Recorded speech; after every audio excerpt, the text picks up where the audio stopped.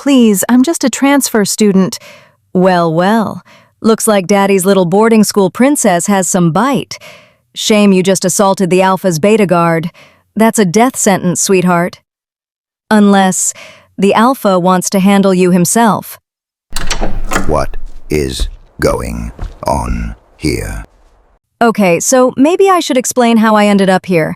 Let's back up to this morning. You know, when my life was still semi-normal? Well, as normal as it gets when you're the daughter of a rogue king in hiding. Chapter 1. The Worst First Day. The silver chain felt heavier than it should. I wrapped it around my wrist 3 times, tucking the end under my uniform sleeve. The metal burned slightly against my skin, a reminder of what I was hiding. Rule number 1 of staying alive: look boring, act boring, be boring. I stared at my reflection in the tiny dorm mirror. Brown hair pulled into a boring ponytail, boring gray uniform, boring brown eyes that hadn't shifted gold in 6 months because I hadn't let my wolf out in 6 months. Boring, boring, boring. Perfect. Morning, roomie! I nearly jumped out of my skin. The chain slipped from my fingers, clattering against the dresser. A girl with bright red hair and an even brighter smile burst through the door, arms full of textbooks and what looked like half the school's supply of gel pens. Sorry, did I scare you? I'm Molly Casey. You must be the transfer student everyone's talking about. She dumped everything onto her bed and stuck out her hand. We're going to be best friends. I can tell. I forced a smile and shook her hand. Riley Mason. The fake name tasted like ash in my mouth. Riley! Oh my God, that's such a cute name. Is it short for something? Where are you from? What pack are you from? Do you have a boyfriend? You're going to love it here. Well, except for the food. The food is terrible. But the drama is amazing. Molly. I held up a hand. Breathe. She laughed, flopping onto her bed. Sorry, I talk a lot when I'm nervous.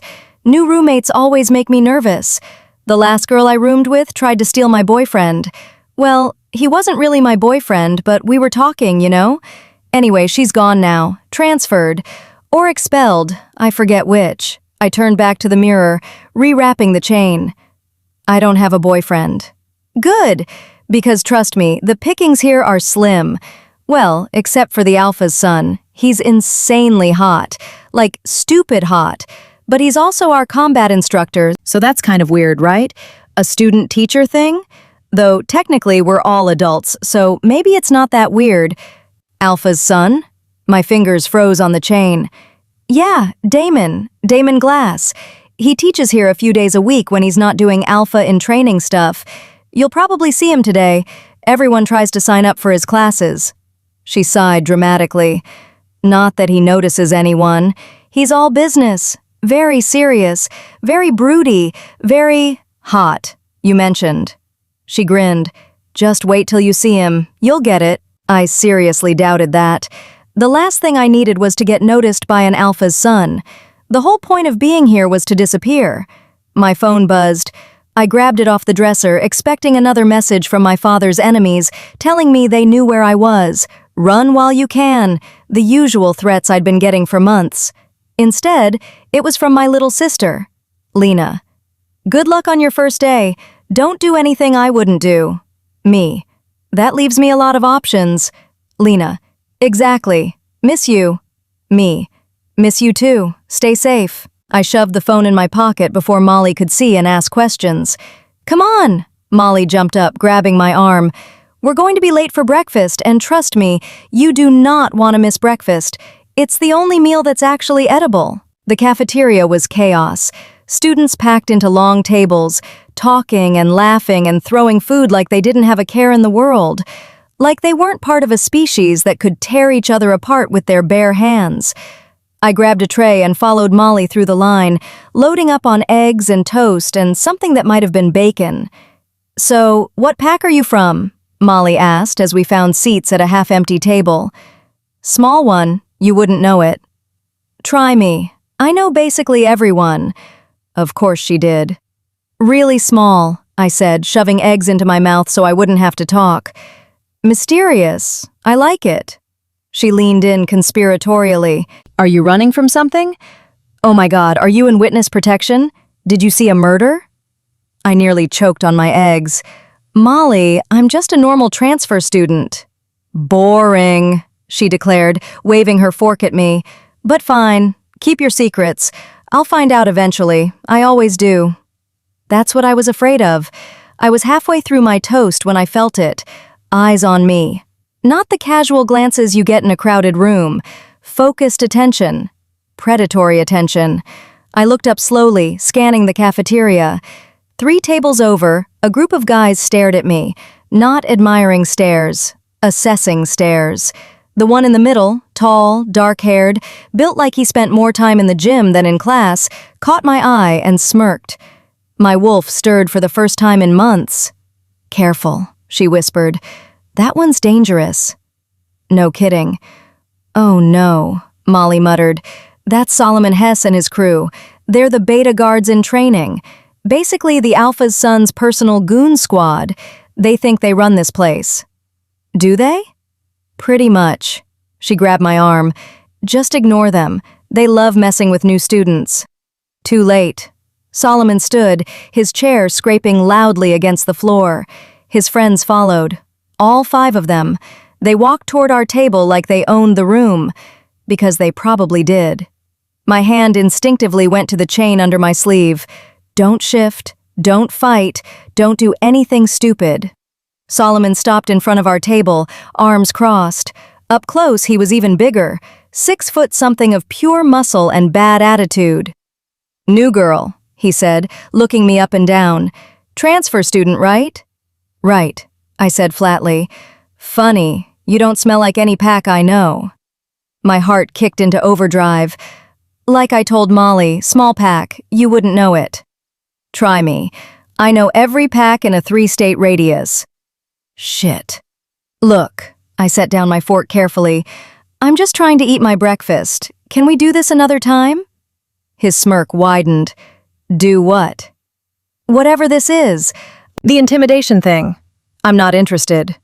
One of his friends, a shorter guy with a shaved head, laughed. She's got some mouth on her. That she does. Solomon leaned down, bracing his hands on the table. Here's the thing, new girl. We don't like mysteries. And you? You're a mystery. No pack scent. No registration papers filed with the school. No record of you anywhere before 3 days ago. How the hell did he know that? So here's what's going to happen, he continued, his voice dropping lower. You're going to tell me who you really are, where you really came from, and why you're really here. Or what? I met his eyes. You'll tell on me? Report me to the principal? Oh no, not my permanent record. Molly made a strangled noise beside me. Solomon's jaw tightened. Or I'll make your life here very, very difficult. Looking forward to it. The words were out before I could stop them. Stupid, stupid, stupid. For a second, nobody moved. The cafeteria noise seemed to fade into the background.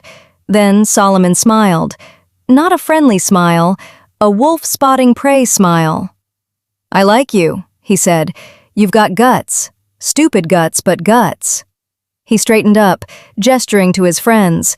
Come on, let's go. This should be fun to watch. They walked away, laughing. Molly grabbed my arm the second they were out of earshot. What were you thinking? You don't challenge Solomon Hess. He's going to make your life a living hell. He was going to do that anyway. Well, yeah, but now he's going to do it enthusiastically. She buried her face in her hands. This is bad. This is so bad. On your first day. I went back to my eggs. They were cold now. Riley. Molly's voice was serious for the first time. Those guys? They're not just bullies. They're trained fighters. Beta guards. They could actually hurt you. I can handle myself. Can you? She looked at me. Really looked at me. Because I've been here 2 years, and I've seen what they do to people who challenge them. It's not pretty. I met her eyes. Molly, I appreciate the concern, but trust me, I've dealt with worse than a few overgrown gym rats. That much was true. Much, much worse. She studied me for a long moment, then sighed. Fine. But when this goes south, and it will go south, don't say I didn't warn you. Noted. I finished my eggs in silence, very aware that Solomon and his friends were still watching from across the room. My first day hadn't even really started yet, and I'd already made enemies. Father would be so proud. Chapter 2. Combat Training Class. The morning classes dragged. History of pack politics, werewolf biology, advanced mathematics. I sat in the back of each room, took notes I'd never look at again, and counted down the minutes until lunch. Molly chattered beside me through every class, somehow managing to talk and take detailed notes at the same time, a skill I almost admired. So after lunch we have combat training, she said as we walked toward the cafeteria. That's the mandatory class I was telling you about. Everyone has to take it. Safety evaluation or whatever. My stomach dropped. Combat training? Yeah, don't worry, it's not that bad. Usually they just have us run drills and practice basic defense moves. Super boring. She paused. Well, unless Damon is teaching, then it's boring but also extremely distracting because, hot. You mentioned. I'm just saying, it's hard to focus on proper blocking technique when your instructor looks like he walked out of a fitness magazine. I had bigger problems than a hot instructor. Combat training meant demonstrating skills, which meant either looking completely incompetent or accidentally revealing that I'd been training since I could walk. Neither option was good. We grabbed lunch, sandwiches that tasted like cardboard and apples that were actually decent, and found a table far from Solomon and his friends. They're still watching you, Molly muttered, not looking in their direction. I know. Doesn't that bother you? Not really. I bit into my apple. I'm used to people watching me. That much was true. When your father is the most wanted rogue king in the country, you learn to live with eyes on you constantly. These guys were amateurs compared to the wolves who'd hunted me before. You're weird, Riley Mason, Molly said, but she was smiling. I think we're going to be great friends. Don't get too attached. I'm not great at the whole friendship thing. Too late. Already attached. She stood up, grabbing her tray. Come on. Combat training starts in 10 minutes. We need to change into gym clothes. The training facility was impressive. High ceilings, padded floors, equipment that looked expensive and well-maintained. Floor-to-ceiling windows let in natural light. This wasn't some run-down school gym. This was a serious training center. About 30 students milled around, stretching and talking. I recognized a few faces from my morning classes, and of course, Solomon and his friends stood in the corner, already in athletic gear, looking like they owned the place. Because they probably did. Okay, so the changing rooms are through there. Molly pointed to a door on the left. I'll meet you back here in 5. I nodded and headed for the changing room, trying to ignore the knot forming in my stomach. Just look average. Competent, but not skilled. Do not draw attention. The changing room was empty except for one other girl who was already dressed and heading out.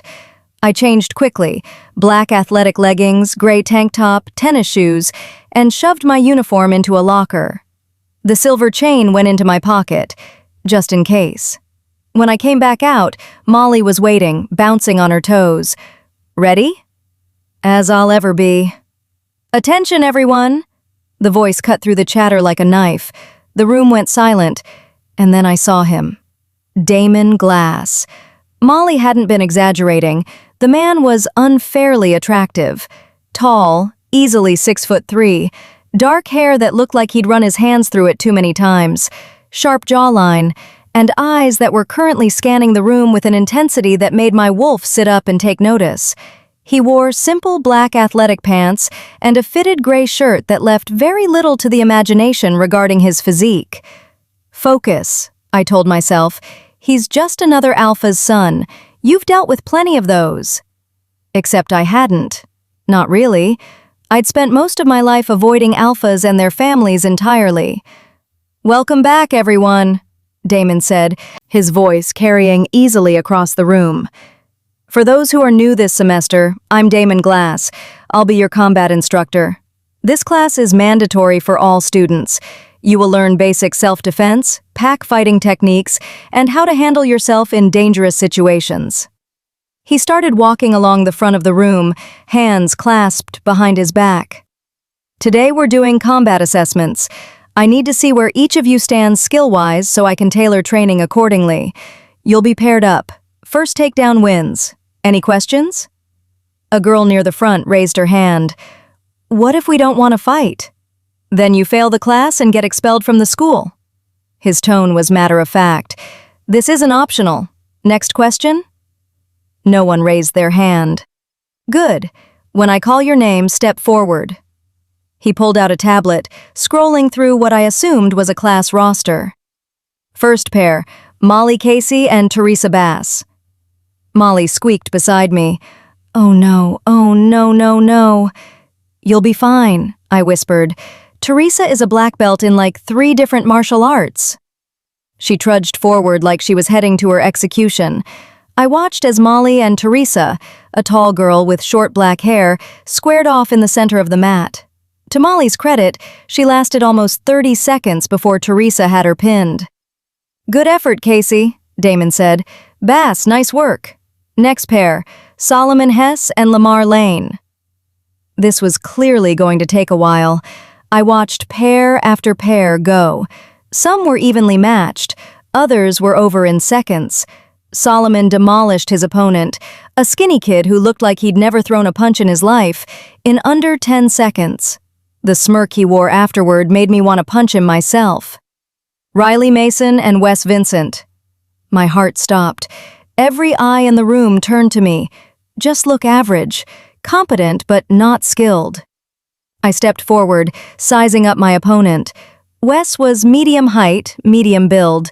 Probably had some training based on his stance. Not a pushover, but not Solomon level either. Perfect.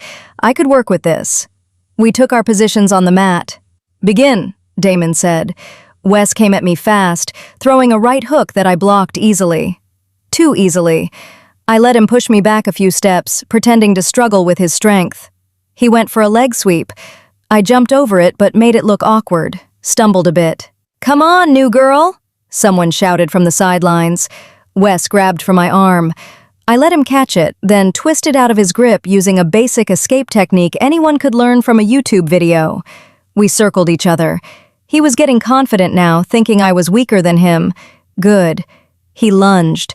I sidestepped, but not fast enough. His shoulder caught my side and we both went down. Perfect. I let him pin me. 1, 2, 3 seconds. Winner, Vincent, Damon announced. I got up, brushing off my pants. Wes offered me a hand up. I took it. Good match, he said. Yeah, you too. I walked back to Molly's side, trying to ignore the disappointment on her face. You lost, she whispered. I know. But you moved so fast in the beginning. I thought, I got lucky with that one block, that's all. She didn't look convinced, but she dropped it. I watched the rest of the matches, my heart rate finally returning to normal. I'd done it. Looked competent enough to pass, but not skilled enough to draw attention. Mission accomplished. All right, everyone, good work today, Damon said once the last pair finished. I've got a good sense of where you all stand. We'll start actual training next week. Class dismissed. Students started filing out, talking and laughing. I grabbed my water bottle and turned to leave. Riley Mason! I froze. Damon stood 10 feet away, arms crossed, eyes locked on me. Stay behind, please. I need to speak with you. Every instinct I had screamed at me to run. Instead, I nodded. Sure. Molly gave me a worried look. I waved her off. She reluctantly left with the others. Soon, it was just me and Damon. And Solomon and his 4 friends, who had apparently decided to stick around. Is there a problem? I asked, trying to keep my voice steady. Damon walked closer, not threatening, but not friendly either. You held back, he said simply. I don't know what you mean. In your match with Vincent, you held back. He tilted his head. That first block? That was advanced technique, not something a novice knows. And your footwork, when you sidestepped his lunge, that was trained movement. My mouth went dry. I think you're underestimating me, Mr. Glass. I just got lucky. Interesting. He pulled out his tablet again, scrolling through something. Because according to your registration papers, you've never taken a combat class before. No formal training listed. But you move like someone who's been training for years. Solomon laughed from behind Damon. Told you she was hiding something. I shot him a glare. I'm not hiding anything. I watched a lot of YouTube videos. Self-defense tutorials, that's all. YouTube videos, Damon repeated, his tone making it clear he didn't believe me for a second. Yes. Prove it. What? He gestured to Solomon and his friends. If you're really just a novice who got lucky, you won't be able to replicate that performance. So let's test it. He looked at Solomon. You and your team, 5-on-1. My blood turned to ice. You want me to fight all 5 of them? I want you to defend yourself against all 5 of them. Big difference. He walked to the edge of the mat, leaning against the wall. You don't have to win, just survive. 30 seconds. If you're really untrained, they'll overwhelm you immediately. If you're trained... He trailed off meaningfully. I looked at Solomon and his friends, all of them grinning like wolves who'd cornered prey. This was insane. But if I refused, I'd look guilty. And if I ran, even more so. I had 2 choices.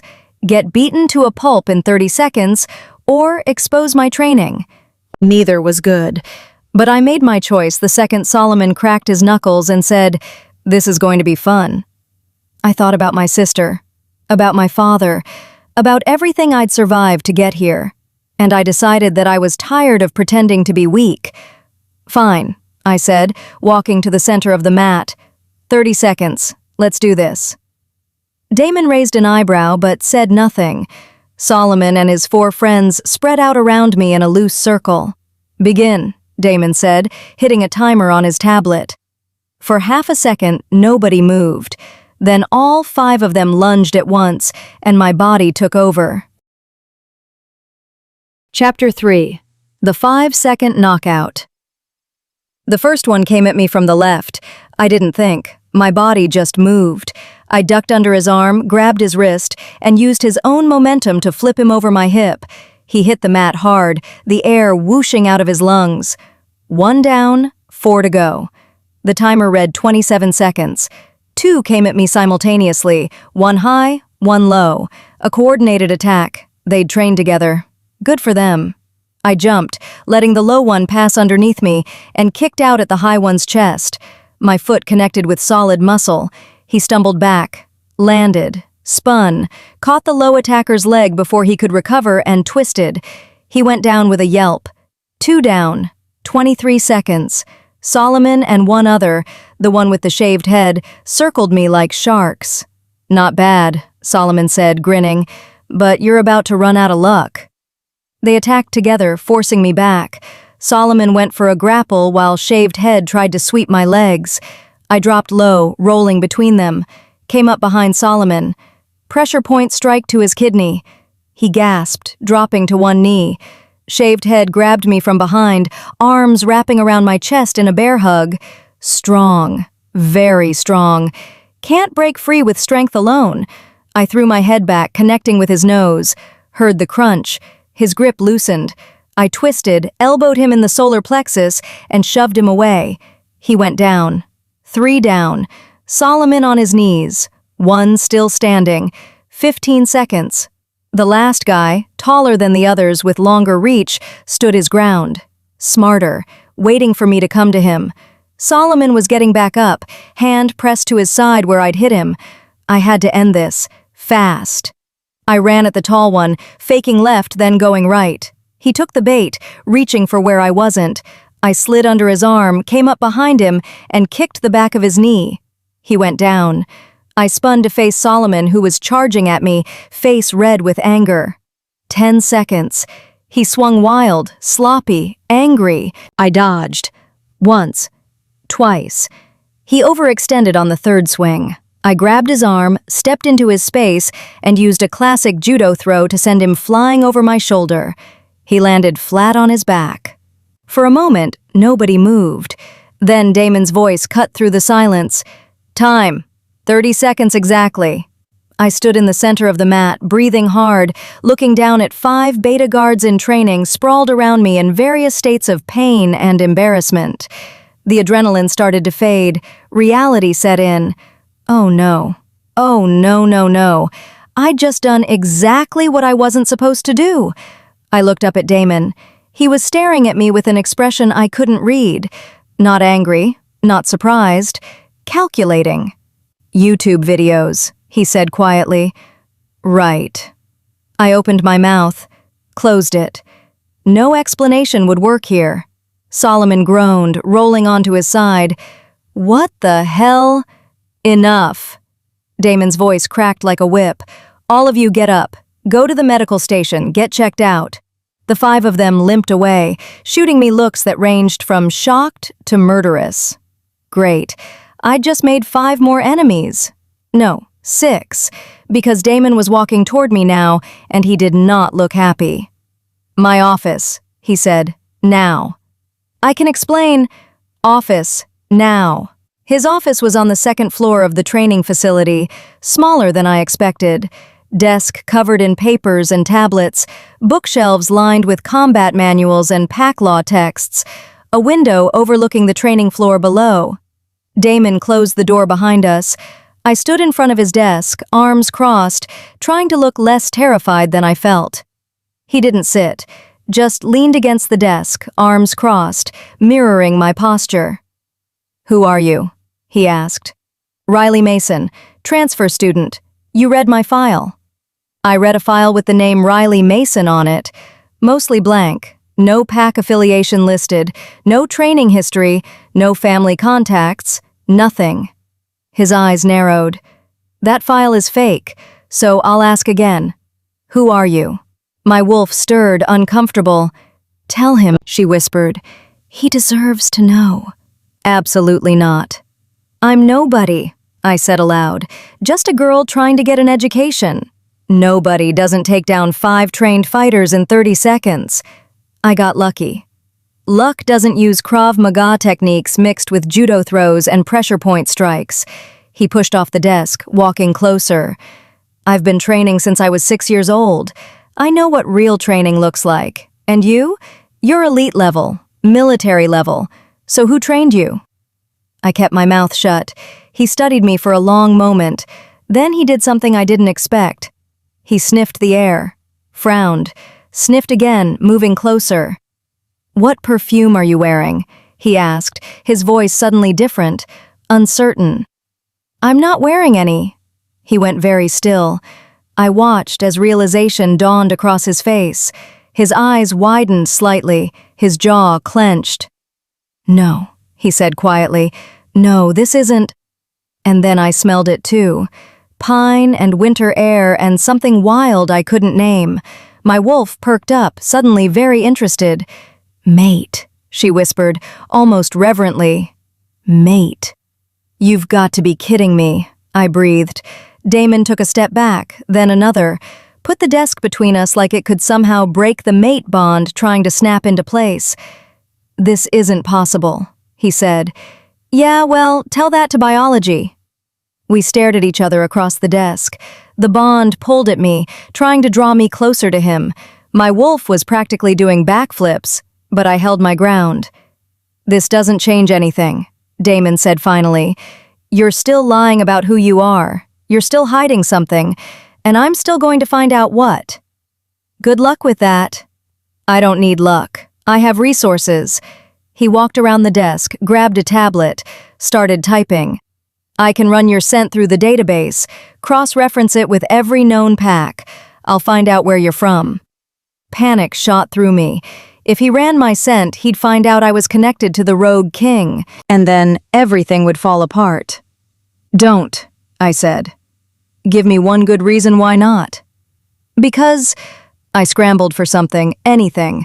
"Because I'm asking you not to." "Not good enough." "Because we're mates," I said desperately. Doesn't that count for something?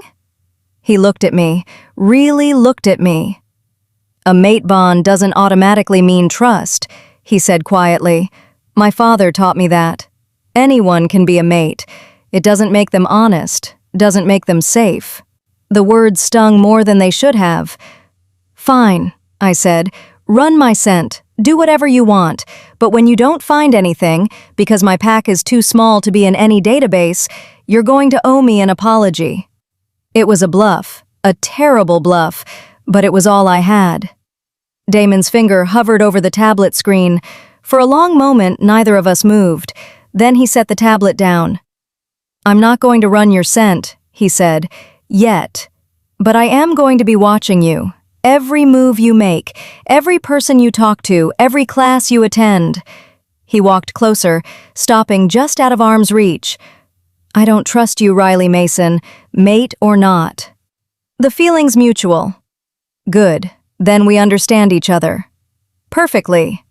The bond pulled harder, like it was angry we weren't falling into each other's arms like mates were supposed to. But I'd never done what I was supposed to. You can go, Damon said, turning away, dismissing me. I headed for the door. One more thing. I stopped, hand on the doorknob. You're now required to assist with junior combat training, 3 times a week. If you're that skilled, you might as well put it to use. Is that an order? It's a strongly worded suggestion from your mate who happens to be your instructor. I could argue, should argue, but part of me, the part that wasn't completely terrified, was curious. About him. About this bond neither of us wanted. Fine, I said, 3 times a week. I walked out before he could see the fear on my face. Molly was waiting in the hallway outside the training facility, bouncing on her toes. Oh my God, what happened? Are you okay? Did you get expelled? You were in there forever. I'm fine. Fine? You just took down Solomon Hess and his entire crew in like no time flat. That was... She grabbed my arm, eyes wide. That was the most badass thing I've ever seen. Despite everything, I smiled. Thanks. Where did you learn to fight like that? The smile faded. YouTube videos, remember? She rolled her eyes. Yeah, and I'm the Alpha's secret daughter. Come on, Riley, you can tell me. There's nothing to tell. We started walking back toward the dorms. The sun was setting, painting the sky in oranges and pinks. So, what did Damon want? Molly asked. To interrogate me about my non-existent training history. And nothing. I told him the truth. I'm just a transfer student trying to blend in. Molly snorted. Well, you're doing a terrible job of that. She had no idea. We made it back to our dorm room. I collapsed onto my bed, exhausted. My phone buzzed. Unknown number. My heart sank. I opened the message. We know you're there. They know you're there. Run while you still can. I deleted it immediately. Everything okay? Molly asked, watching me. Yeah, just spam. Another buzz. Another unknown number. Your father sends his regards. He's disappointed you ran away, but don't worry, he's coming to bring you home. My blood turned to ice. I looked at Molly, forcing a smile. I'm going to take a shower. Okay, want to grab dinner after? Sure. I locked myself in the bathroom, turned on the shower to mask any sound, and sat on the floor. My hands were shaking. He'd found me. Of course he'd found me. I was stupid to think I could hide forever. The Rogue King always found what he was looking for, and he wanted his daughter back. I pulled out my phone with trembling fingers and texted my sister. Me, are you safe? 3 dots appeared, disappeared, appeared again. For now, he's planning something. Big. I don't know what. Be careful. You too. I love you. Love you too. Don't do anything stupid. Too late for that. I'd already done about 15 stupid things today, including discovering my mate was the one person who could destroy everything I'd worked for if he found out who I really was. I stood up, looked at myself in the mirror. Boring brown eyes stared back. But they weren't boring anymore. They were scared. Get it together, I whispered to my reflection. You've survived worse than this. I had, but barely, and I wasn't sure I could do it again. I took the fastest shower of my life, changed into clean clothes, and came out to find Molly gone. A note on her desk said she'd gone ahead to dinner. My phone buzzed again. This time, it wasn't an unknown number. It was Damon. "We need to talk. Meet me at the North Training Yard in 10 minutes. Come alone." I stared at the message. Every instinct told me not to go. It could be a trap. He could have figured out who I was. He could be planning to turn me in. But he was my mate, and despite everything, some stupid part of me trusted him. Against my better judgment, I grabbed my jacket and headed for the North Training Yard. Whatever was coming, I'd face it, just like I'd faced everything else, head on, alone, the way I always had. Chapter 4. The North Yard. The North Training Yard was deserted. No surprise. It was almost 8 at night, and most students were at dinner or in their dorms. The yard itself was just an open field with training equipment, pull-up bars, obstacle courses, sparring circles marked in the grass. Damon stood in the center of the largest circle, hands in his pockets, staring up at the darkening sky. I approached slowly, every muscle tensed for a fight. He turned when I was about 10 feet away. "You came," he said. "You said we needed to talk." "I also said come alone. I wasn't sure you would." "Why wouldn't I?" "Because for all you know, this is a trap. I could be planning to turn you into my father, have you arrested, interrogated properly." My hand moved to my pocket where I'd stashed the silver chain, just in case. "Are you?" I asked. "No." "Then why am I here?" He was quiet for a moment, then gestured to the ground. "Sit." "I'd rather stand." "Riley. If you're going to threaten me or lecture me, just get it over with. I've had a long day." "I'm not going to do either of those things." He sat down on the grass, cross-legged, and looked up at me. "I'm going to be honest with you, and I'm hoping you'll return the favor." That surprised me. Carefully, I lowered myself to the ground across from him, far enough that we weren't within grabbing distance, close enough that I could hear him if he spoke quietly. "I don't trust easily," Damon started. "My father taught me that trust has to be earned, especially in our world, especially with the threats we face." "Okay." "But the mate bond..." He ran a hand through his hair, frustrated. "The bond complicates things. It's telling me to trust you, to protect you, to claim you. Every instinct I have is screaming at me to accept you." My wolf perked up hopefully. "But your head is telling you not to," I finished. "Exactly." He looked at me. "So here's what I'm proposing. A truce, temporary. We both agree to be honest with each other, within reason. I won't run your scent through the database. You tell me enough that I can trust you're not a threat to this school or this pack." "And if I am a threat?" "Are you?" I thought about my father, about the war he was planning, about the fact that my very existence here put everyone in danger. "Not intentionally," I said carefully. "That's not a no." "It's the best you're going to get."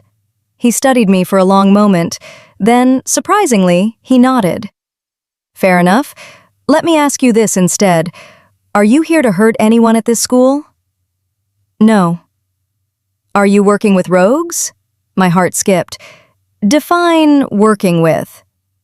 "Don't play semantic games with me, Riley. Are you helping rogues plan an attack on this territory or any pack territory?" "No, absolutely not." The relief on his face was visible. Okay, that's something." "My turn," I said. "Why do you care?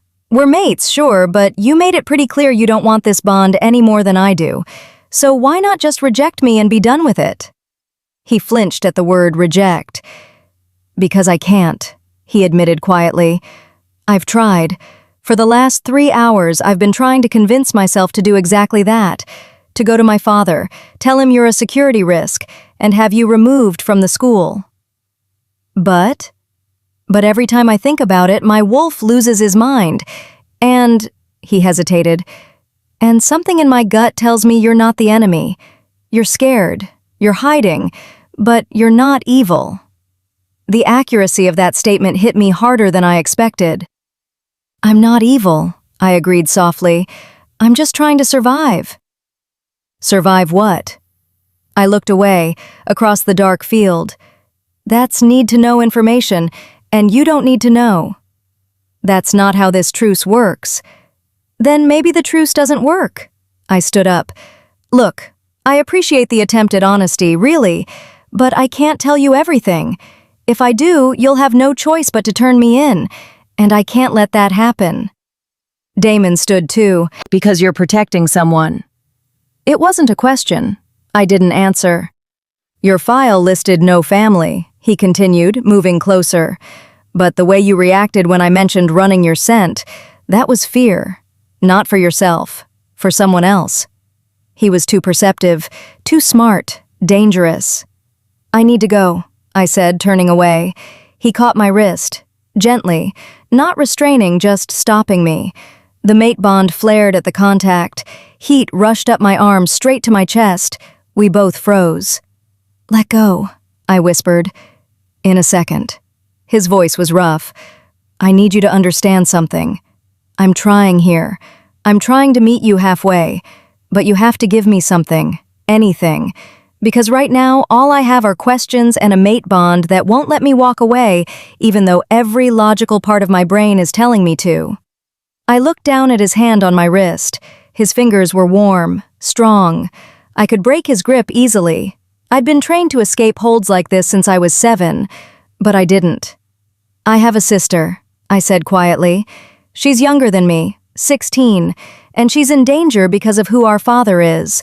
I came here to hide, to keep her safe by staying away from her, because if our enemies find me, they'll use her to get to me, and I can't let that happen. It was more truth than I'd given anyone in months. Damon's grip loosened slightly, but he didn't let go. Who's your father? Can't tell you that. Riley, that's all you get, I said firmly, meeting his eyes. That's the truth. I'm here hiding from my father's enemies. I'm not a threat to anyone at this school unless they threaten me first, and I will do whatever it takes to keep my sister safe. That's all you need to know. For a moment, I thought he'd push, demand more. Instead, he released my wrist and stepped back. Okay, he said. Okay? It's not everything, but it's enough, for now. He crossed his arms. But I have conditions. Of course he did. What conditions? 1. You show up for assistant training duties. No skipping, no excuses. Fine. 2. If you get any indication that your father's enemies have found you or are coming here, you tell me immediately. That one was harder, but I nodded. Okay. 3. You stop running from the mate bond. My eyes snapped to his. What? I'm not saying we have to accept it fully. I'm not saying we have to mate or mark each other, but we stop fighting it completely. We acknowledge it exists. We try to, he gestured vaguely between us, figure out what this is. That's a terrible idea. Probably, but it's the only one I've got. He moved closer again, and this time I didn't step back. Because, like it or not, we're stuck with each other. The bond isn't going away. And if we're going to survive whatever's coming, and something is coming, I can feel it, we need to at least try to work together. He wasn't wrong. I hated that he wasn't wrong. Fine, I said, but we take it slow. No claiming, no marking, no mating. I know. I'm not asking for that. Then what are you asking for? He was quiet for a moment. Then, hesitantly, he held out his hand. I'm asking if we can start with being friends. I stared at his hand. This was insane. Absolutely insane. But I was tired. Tired of running. Tired of being alone. Tired of pretending I didn't feel the bond pulling me toward him. I reached out and took his hand. His fingers closed around mine, warm and solid. The bond hummed contentedly, like it had been waiting for exactly this. Friends, I agreed. But if you betray me, You'll kick my ass like you did to Solomon and his crew. I know. He smiled. Actually smiled. I'm terrified. Despite everything, I smiled back. You should be. We stood there for a moment, hands clasped, the mate bond settling into something almost comfortable between us. Then his expression changed, went serious. Someone's coming, he said quietly. I heard it too. Footsteps, multiple sets, running. We dropped hands and turned toward the sound. A figure burst out of the trees at the edge of the yard. One of the students, I recognized him from combat training. Wilson, maybe? Alpha Damon, he gasped, out of breath. We need you at the south border, now. Damon's entire demeanor shifted, went from almost relaxed to full alpha mode in a heartbeat. What happened? Rogues, 3 of them. They're asking for sanctuary. My blood went cold. Rogues, here, asking for sanctuary. That couldn't be a coincidence. Damon looked at me, and I saw the question in his eyes. Did you know about this? I shook my head minutely. I hadn't, but I had a terrible feeling I knew who sent them. Take me to them, Damon ordered Wilson. Then to me, stay here. Like hell. Riley, if rogues just showed up asking for sanctuary the same day I arrive, you really think that's not connected to me? He wanted to argue, I could see it, but he didn't. Fine, come, but stay behind me, and if I tell you to run, you run. Understood? Sure. I mean it. I heard you. We took off running, following Wilson through the trees toward the south border. My mind raced. If my father sent rogues here, it meant he knew where I was, knew I'd enrolled, and if he was making a move this quickly, this was bad. This was very, very bad. We burst out of the trees onto a dirt road that marked the pack boundary. 3 figures stood just on the other side. 2 men, 1 woman, all in ragged clothes, all looking thin and desperate, and standing between them and the pack territory was Damon's father. Alpha Ferdinand Glass was even more intimidating in person than I'd imagined. Tall, broad-shouldered, with dark hair going gray at the temples and eyes that missed nothing. He turned when he heard us approach. Damon, good, we have a situation. So I heard. Damon moved to stand beside his father and I hung back slightly. Who are they? They claim to be rogues fleeing from the Rogue King, Ferdinand said. They want sanctuary. The Rogue King. They said it out loud. My father's title. I forced myself to stay still, to not react. Why should we believe you? Damon asked the rogues. The woman stepped forward. She was probably in her 30s, with matted blonde hair and a scar across her cheek. Because we have proof, she said. Proof of what he's planning, and proof that his daughter is here. Every eye turned to me. My heart stopped. The woman's gaze locked on mine, and she smiled. Not a friendly smile, a hunter's smile. Hello, Riley, she said. Or should I say, Princess Kira? Chapter 5. Princess of Nothing. The silence stretched for 3 heartbeats, then everything exploded. Kira? Damon's voice was ice. Your name is Kira. I couldn't look at him, couldn't see the betrayal I knew would be written across his face. Alpha Ferdinand stepped forward, his presence radiating authority. Explain. Now. The rogue woman's smile widened. Her real name is Kira Blackwood, daughter of the Rogue King, Drake Blackwood. She's been hiding here under a false identity.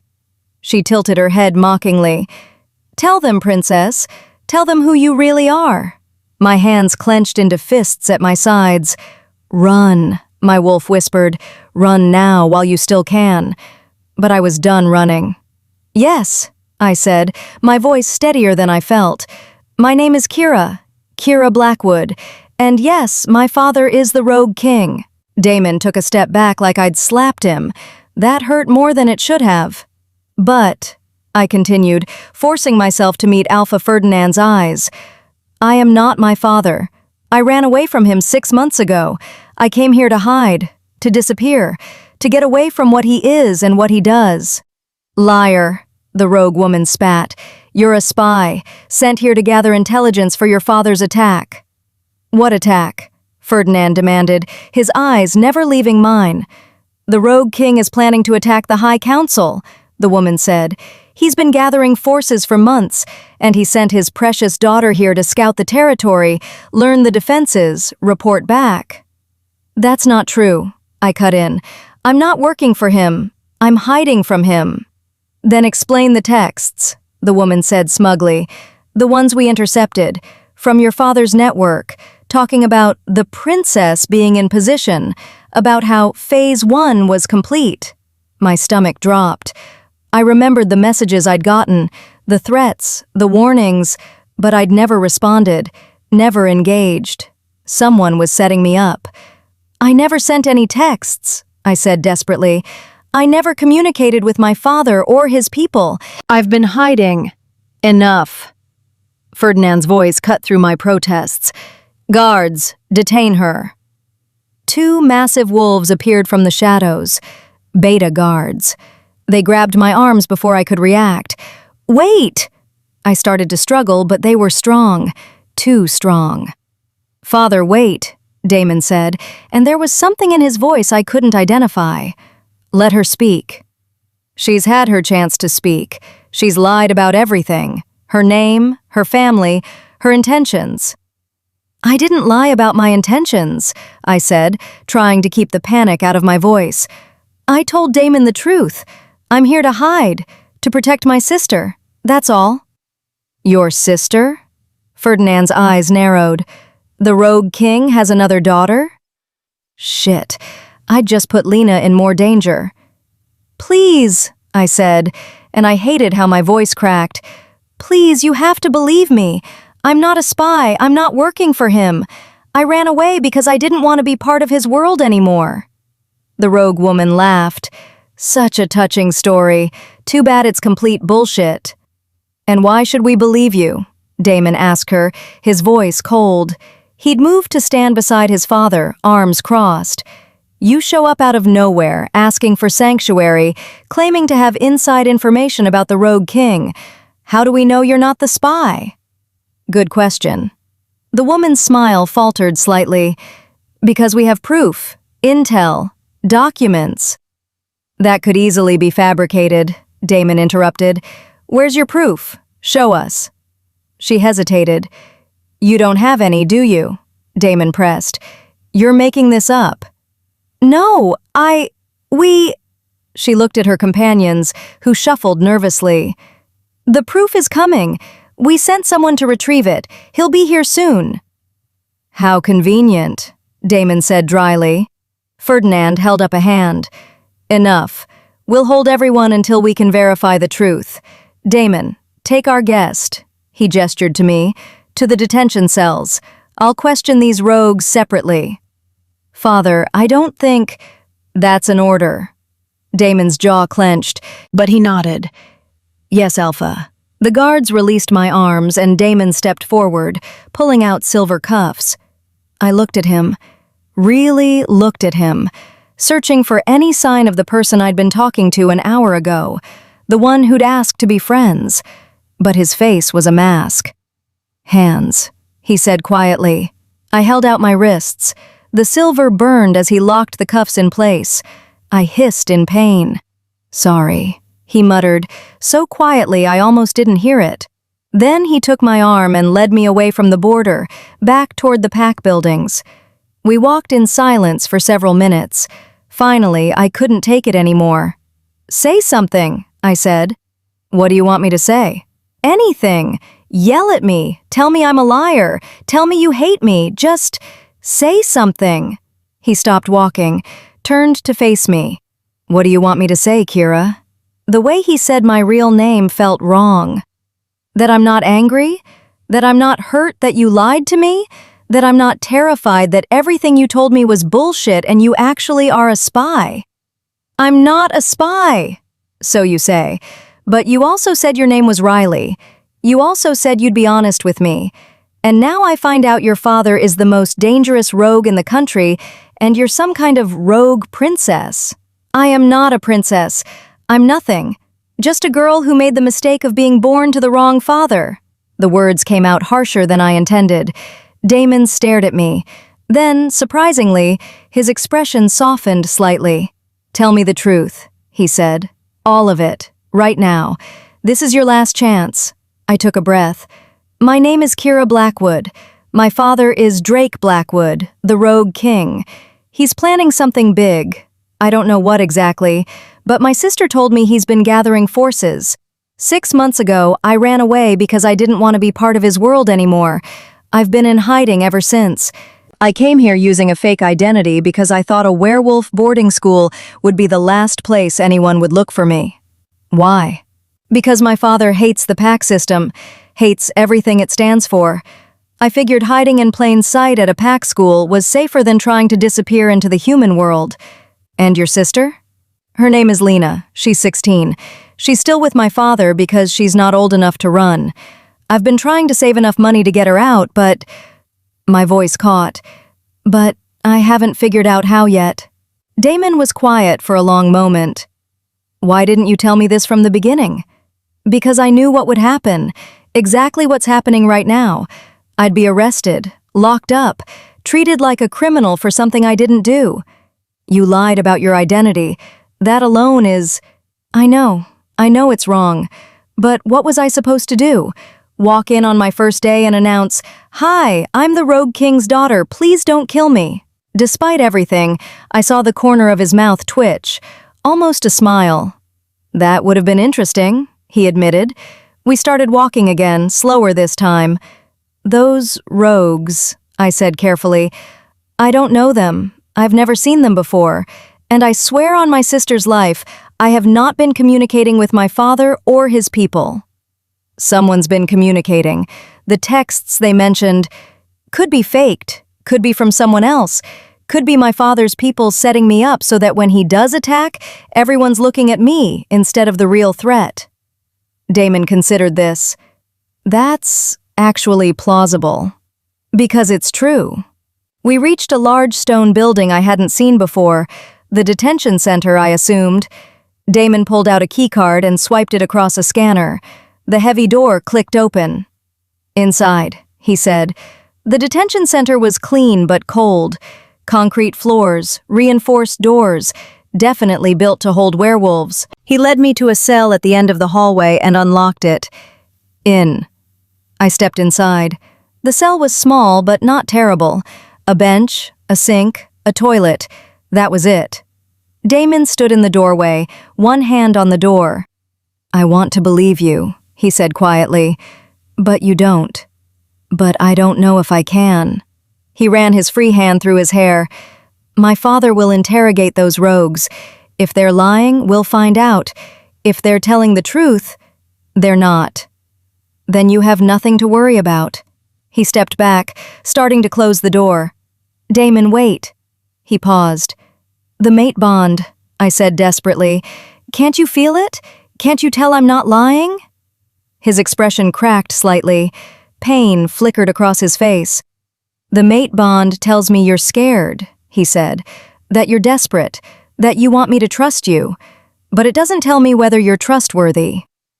Please, just don't give up on me yet. Give me a chance to prove I'm telling the truth." He stood there for a long moment, hand on the door, looking at me like he was trying to read my soul. Finally, he nodded once. "I'll see what I can find out. But, Kira, if you are lying, if you are working for your father, I'm not. Then we're not just enemies. We're fated enemies, and that's the worst kind there is." He closed the door. The lock clicked. I was alone. I sank down onto the bench, the silver cuffs still burning my wrists. "Well," my wolf said dryly, "that could have gone better." I almost laughed. Instead, I pulled my knees to my chest and tried to figure out what the hell I was going to do now. 2 hours later, the door opened again. I looked up, expecting Damon. Instead, Alpha Ferdinand walked in. I stood immediately, every muscle tensing. He studied me for a long moment, his expression unreadable. "Sit," he said finally. I sat. He remained standing, arms crossed, towering over me. I've questioned the rogues, he said. Their story is inconsistent, full of holes, and they have no proof of their claims. Hope flickered in my chest. However, he continued, and the hope died, that doesn't prove you're innocent, only that they might be lying. I am innocent. I'm not a spy. I'm not working for my father. So you keep saying. He pulled something from his pocket, a tablet. He turned it toward me. On the screen was a photo, my father. And standing next to him, no, I whispered. It was me, or someone who looked exactly like me.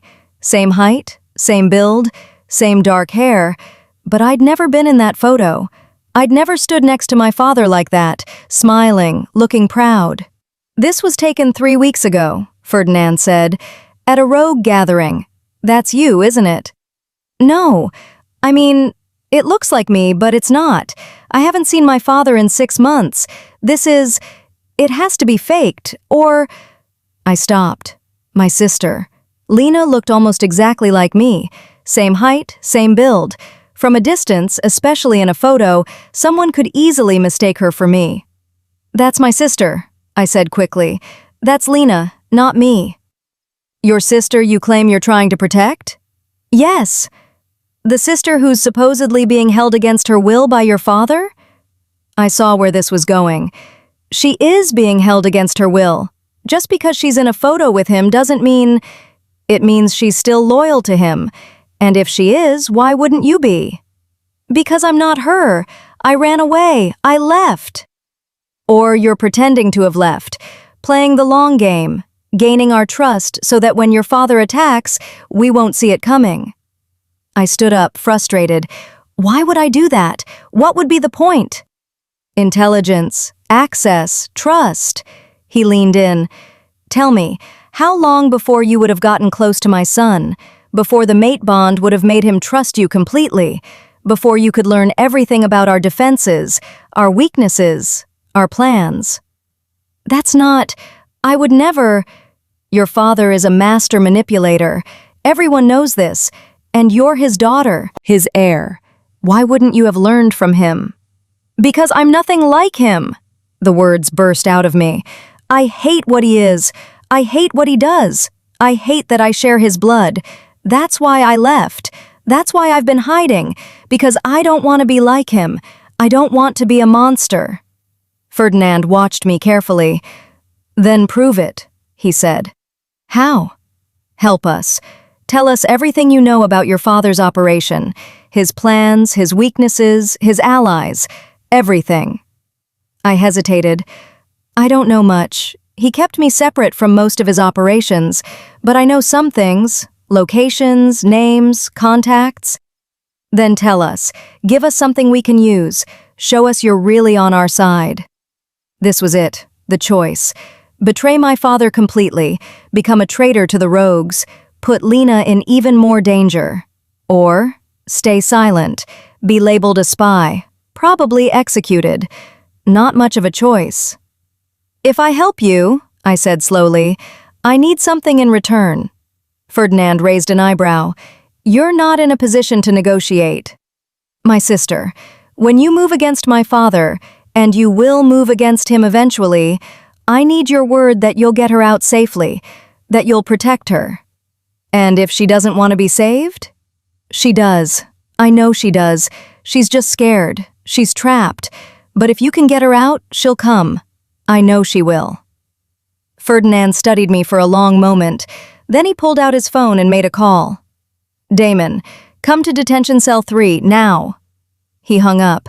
We waited in silence. 2 minutes later, Damon appeared in the doorway. Father? Our guest has agreed to cooperate. She's going to tell us everything she knows about the Rogue King's operation. In exchange, we agree to extract and protect her sister when we move against him. Damon's eyes found mine.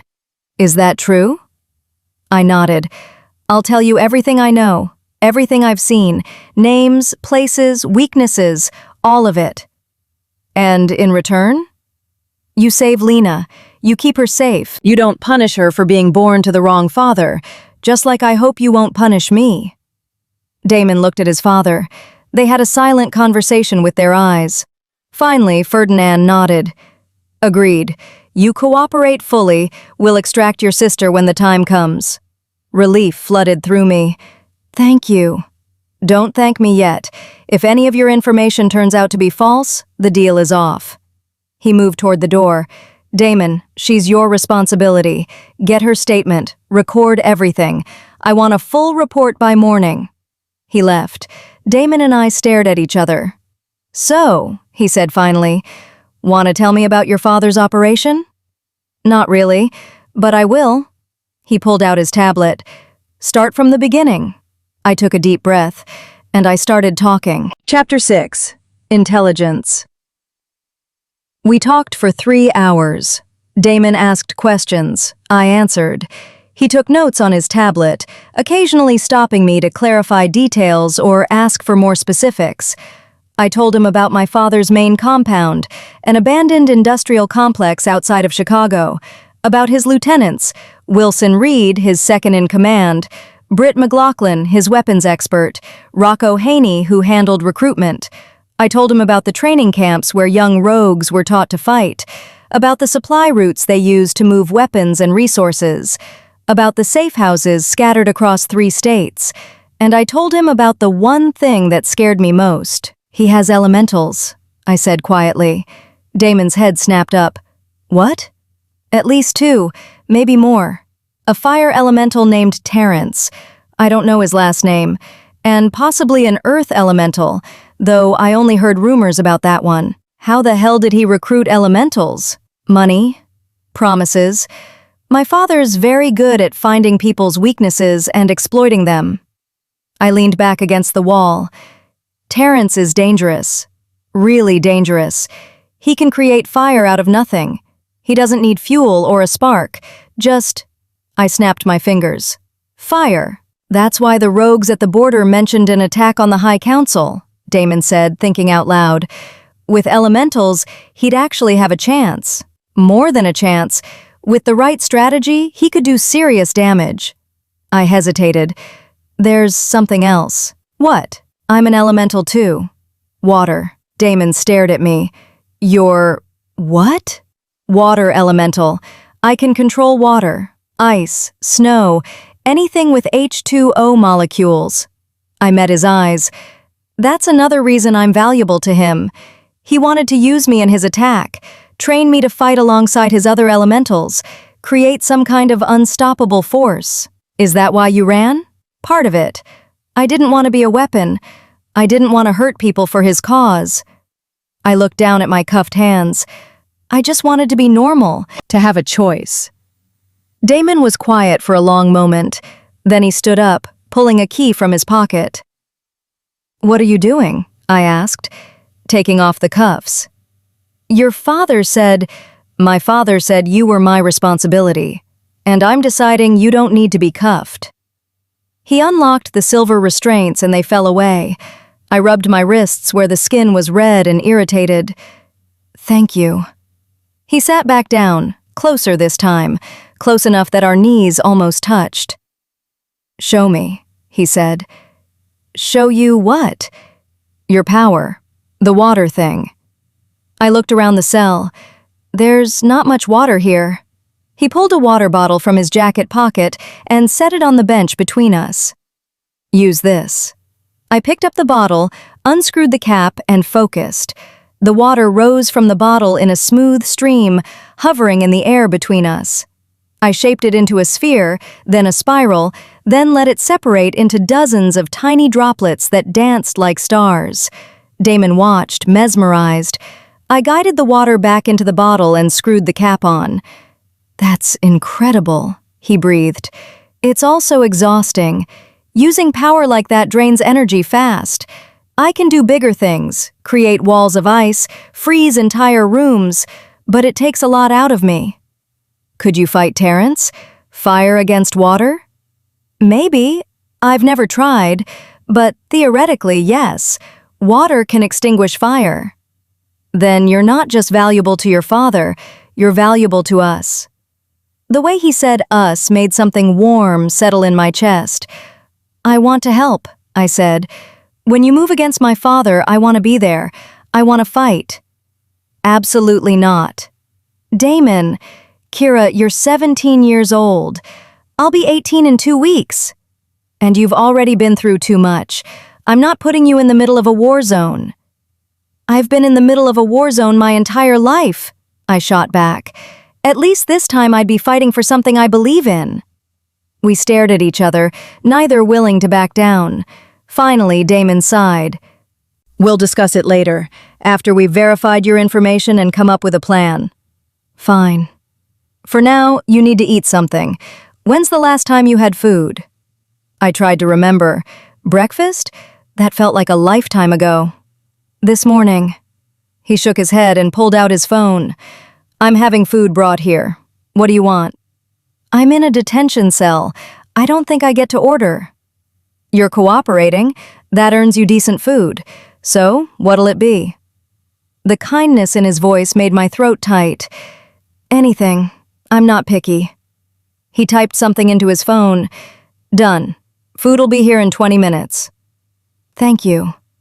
Stop thanking me. Stop being nice to me. The corner of his mouth twitched. Can't help it. Mate bond won't let me be a complete asshole to you. Despite everything, I smiled. Is it driving you crazy? You have no idea. Every instinct I have is telling me to get you out of here, take you somewhere safe, protect you from everything. He rubbed the back of his neck. It's annoying as hell. Tell me about it. My wolf's been screaming at me for hours to get closer to you. Is that why you keep leaning toward me? I froze. I hadn't realized I was doing it. Maybe. For what it's worth, he said quietly, I keep wanting to do the same thing. The air between us shifted, charged. We were too close. I should move back, put distance between us. I didn't. Damon. A loud bang echoed through the detention center. We both jumped up. What was that? I asked. Damon's eyes had gone dark, alert. Stay here. Not a chance. He shot me a look but didn't argue. We moved to the cell door together. Another bang, then shouting. That's coming from the interrogation wing, Damon said. He pulled out his phone, dialing quickly. Security, what's happening in interrogation 3? I watched his face go pale. I'm on my way. He hung up. The rogues, they're dead. What? All 3 of them, poisoned. He looked at me. Someone didn't want them talking. My blood ran cold. My father. What? My father must have planted them, sent them here to expose me, create chaos, and then killed them to cover his tracks. I grabbed Damon's arm. We need to increase security, now. If he can get to those rogues inside your detention center, he can get to anyone. Damon's jaw clenched. He won't get to you. I'm not worried about me. I'm worried about everyone else. Damon, if my father is making moves this bold, then the attack is coming sooner than we thought. He was already moving, pulling me with him out of the cell. Come on, we need to tell my father. We ran through the corridors of the detention center, upstairs, through hallways I didn't recognize. We burst into a large office where Alpha Ferdinand stood with several other wolves I didn't recognize. Father, the rogues are dead, I know. Ferdinand's face was grim. Poison capsules hidden in their teeth. They bit down on them the moment our guards turned their backs. Suicide mission, one of the other wolves said. A woman with short gray hair and sharp eyes. Classic Rogue King tactic. This is Beta Blair, Damon said to me, then to Blair. Kira's confirmed her father has elementals. At least 2, possibly more. Blair's eyes widened. Shit. We need to call an emergency council meeting, Ferdinand said. Contact the other alphas. If the Rogue King is moving against the High Council, they need to know. I'll handle it, Blair said, already pulling out her phone. Ferdinand turned to me. You're certain about the elementals? Yes, I've seen Terrence create fire myself, and I've heard my father mention having an earth elemental, though I never met them. Can you fight them? I hesitated. I can try. Water against fire. I have a chance. But Earth is different. I'm not sure how my powers would match up. We'll need to test that. He looked at Damon. Get her to the training facility. Figure out what she can do. I want a full assessment by morning. Yes, Alpha. Ferdinand's expression softened slightly. Miss Blackwood. Kira, please. Kira, I misjudged you earlier. I apologize. The apology surprised me. Alphas didn't apologize often. Thank you, Alpha. But understand this, you're still under watch. You've provided valuable intelligence, but trust must be earned. One wrong move. I understand. He nodded. Good. Damon, take her to get food first. She looks half-starved. Already ordered, Damon said. Then go. We have work to do. We left the office, but instead of heading back to the detention center, Damon led me in a different direction. Where are we going? I asked. My quarters. Food's being delivered there, and it's more comfortable than a cell. Your father said I'm still under watch. He said you're my responsibility, and I'm taking you to my quarters where I can keep an eye on you personally. I should argue, should insist on going back to the cell, keep proper distance, but I was tired, scared, and the mate bond was pulling me toward him so strongly I could barely resist. Okay, I said quietly. He glanced at me, surprised. Really? No argument? I'm too tired to argue. Noted. I'll remember that for future negotiations. Despite everything, I almost laughed. We walked in silence for a few minutes, then Damon said, For what it's worth, I believe you, about not being a spy. You do? Yeah, the way you talked about your father, about not wanting to be like him, that was real. And the information you gave us checks out with what we already knew. You're telling the truth. Relief washed over me. Thank you. But Kira? He stopped walking and turned to face me. If your father does attack, if he comes here looking for you, I know. I'll fight. I won't let him hurt anyone because of me. That's not what I was going to say. He stepped closer. I was going to say that I won't let him take you. Mate bond or not, spy or not, you're under my protection now, and I protect what's mine. The words sent shivers down my spine. I'm not yours, I said, but there was no heat in it. Not yet, he agreed, but you will be, eventually. Pretty confident. The mate bond doesn't lie. We might fight it, but we'll end up together. It's just a matter of time. He was probably right. I hated that he was probably right. Come on, he said, starting to walk again.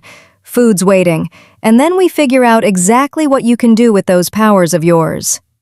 I followed him, my mind racing. My father was coming. Maybe not today, maybe not tomorrow, but soon. And when he did, I'd have to choose. My blood family or my chosen family. The monster who raised me or the mate who was starting to trust me. The past or the future. I already knew which one I'd choose. I just hoped I'd be strong enough to follow through. Chapter 7. Fire and Ice. Damon's quarters were nothing like I expected. I'd imagined something sterile and military. What I got was surprisingly lived in. Books stacked on every surface. A worn leather couch. Photos on the walls. Him with his father. Him with what looked like childhood friends. Him in various combat poses from training. Sorry about the mess, he said, clearing papers off the couch. I wasn't expecting company. It's fine. Better than a cell. A knock on the door announced the food delivery. Damon brought in 2 bags that smelled incredible. I didn't know what you liked, so I got a variety, he said, unpacking containers. Burgers, fries, salad, pasta, chicken wings.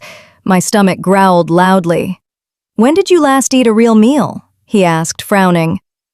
Define real meal. Kira. 2 days ago? Maybe 3? I grabbed a burger. I've been rationing money. Food wasn't the priority.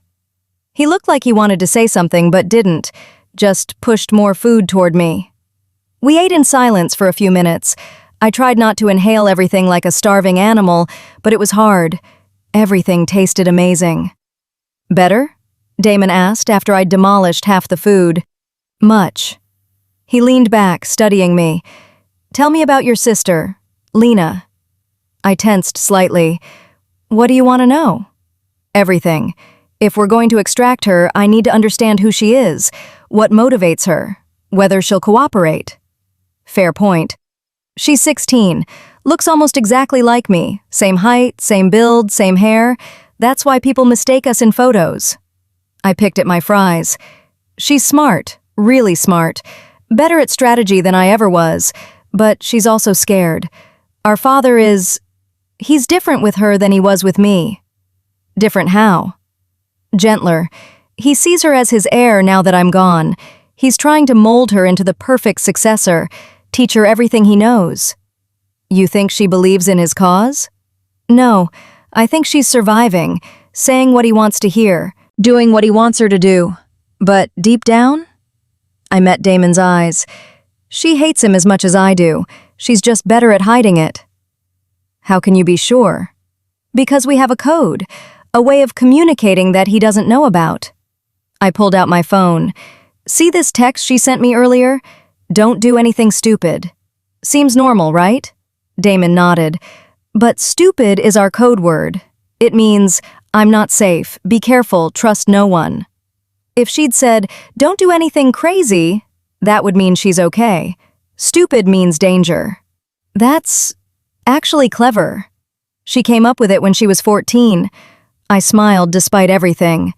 Like I said, smart. Can you contact her now? Let her know we're planning an extraction? I hesitated. If my father's monitoring her phone, use the code. Keep it vague. He was right. I pulled up our text thread and typed carefully. Me. Had a crazy day. Miss you. Crazy meant, I'm safe. I trust the people I'm with.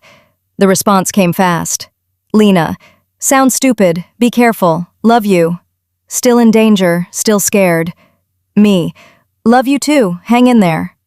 I showed Damon the exchange. She's still not safe, he said. No, but at least she knows I'm okay, that I haven't abandoned her. He squeezed my shoulder gently. The touch sent warmth through me. We'll get her out, I promise. Don't make promises you can't keep. I don't. His hand lingered for a moment before he pulled away. Come on, let's go test those powers of yours. The training facility was empty at this hour, just us and the echo of our footsteps. Damon led me to a large room with concrete walls and floors. Training dummies lined one side, targets on the other, and in the center, a massive water tank. You had this ready? I asked. We have training equipment for all types of wolves, including the rare ones. He gestured to the tank. Show me what you can do. I approached the water, feeling it call to me. My element, my power. I raised my hands and the water responded immediately, rising from the tank in a smooth column. Good, Damon said from behind me. Now make it bigger. I pulled more water up. The column widened, became a wall. 8 feet tall, 10 feet wide. Can you freeze it? I focused. The water solidified, becoming ice, clear and solid and cold. How thick? I pushed more power into it. The ice grew denser, 6 inches thick, then a foot. Impressive. Can you move it? I gestured, and the ice wall slid across the floor like it weighed nothing. Can you make it sharp? I shaped the top of the wall, creating dozens of ice spikes, each one razor-sharp and deadly. Jesus, Damon breathed. You could kill someone with that. That's the idea. Have you? Killed someone? I let the ice fall, melting back into water. Yes. Silence. Who? He asked quietly. One of my father's men. He tried to stop Lena and me from leaving, tried to hurt her. I turned to face him. I put an ice spike through his throat. Does that bother you? That you defended your sister? No. He walked closer. That you've had to do that at all? Yes. I'm not innocent, Damon. I've hurt people, killed people. I'm not some damsel who needs rescuing. I know. I saw you take down 5 trained fighters in 30 seconds, remember? He stopped in front of me. But there's a difference between being capable of violence and being violent. You're the first one, not the second. How do you know? Because I can feel it, through the mate bond. You're not a killer at heart. You're a survivor. The accuracy of that statement made my chest tight. What about you? I asked. Have you killed? Yes, rogues who attacked our territory, threats to my pack. His jaw clenched. It never gets easier. No, it doesn't. We stood there for a moment, 2 people who'd done terrible things to protect the people they loved. Show me more, Damon said finally. Show me everything you can do. For the next hour, I demonstrated my powers. I created ice walls and weapons, froze the entire tank solid, made it snow inside the room, pulled moisture from the air and shaped it into water. By the end, I was exhausted and drenched in sweat. That's incredible, Damon said, offering me a towel. You're incredibly powerful. And incredibly tired. I wiped my face. Using that much power drains me fast. How long could you fight at that intensity? Maybe 30 minutes? An hour if I'm pushing it. After that, I'd pass out. So we need to make sure you're not fighting alone. We? You think I'm going to let you fight my father's fire elemental without backup? He raised an eyebrow. I'm your mate. Where you go, I go. That's a terrible strategy. Probably, but it's the only one my wolf will accept. He moved closer, invading my personal space. You're stuck with me, Kira. Better get used to it. I don't need protecting. I know, but I need to protect you anyway. Mate bond, remember? It's not logical. I could feel the heat radiating off him, could see my own desire reflected in his eyes. The bond pulled tight between us, demanding acknowledgement. This is a bad idea, I whispered. Terrible idea, he agreed. We barely know each other. We're biologically designed for each other. That doesn't mean... He kissed me. Not rough, not demanding, gentle, questioning. For half a second I froze, then I kissed him back. The mate bond exploded between us, singing with joy. My wolf howled in triumph. Every nerve in my body lit up. His hands came up to cup my face, mine tangled in his hair. The kiss deepened, becoming something desperate and needful. When we finally broke apart, both breathing hard, I could only stare at him. Okay, I said shakily. That was... yeah. We probably shouldn't... Definitely not. But we're going to anyway, he finished, because the mate bond won't let us stay away from each other. He was right. Damn him, he was right. For the record, I said, I'm still mad at you for putting me in that cell. For the record, I'm still mad at you for lying about your name. Guess we're even. Guess so. We stared at each other, both fighting smiles. Then his phone rang. He groaned, checking the screen. It's my father. I have to take this. Go ahead, he answered. Yeah? His expression changed, went cold. When? How many? A pause. I'm on my way. He hung up, already moving. What's wrong? I asked. Rogue sighting at the eastern border. 20 of them, maybe more. He grabbed a jacket. They're not attacking, just standing there, watching. That's a scout force. They're assessing your defenses. That's what my father thinks too. He turned to me. Stay here, lock the door. Don't let anyone in except me or my father. Damon, I mean it, Kira. If this is the beginning of your father's attack, you're the target. Stay hidden. And what are you going to do? My job. Protect my pack. He kissed me quickly. I'll be back as soon as I can. Then he was gone. I stood alone in the training room, water still dripping from my hair. My father was here. Not here physically, maybe, but his people were, and they weren't going away. I pulled out my phone and texted Lena. Me. Something crazy is happening. Stay safe. I love you. The response came faster than expected. Lena, he's coming for you. Tonight. Run. My blood turned to ice. I typed back frantically. Me. Where are you? Are you with him? Lena. Yes. He made me help him plan. I'm sorry. I couldn't stop him. Please, run. I stared at the screen, my heart hammering. My father was coming. Tonight. And Lena had been forced to help him plan the attack. I had two choices.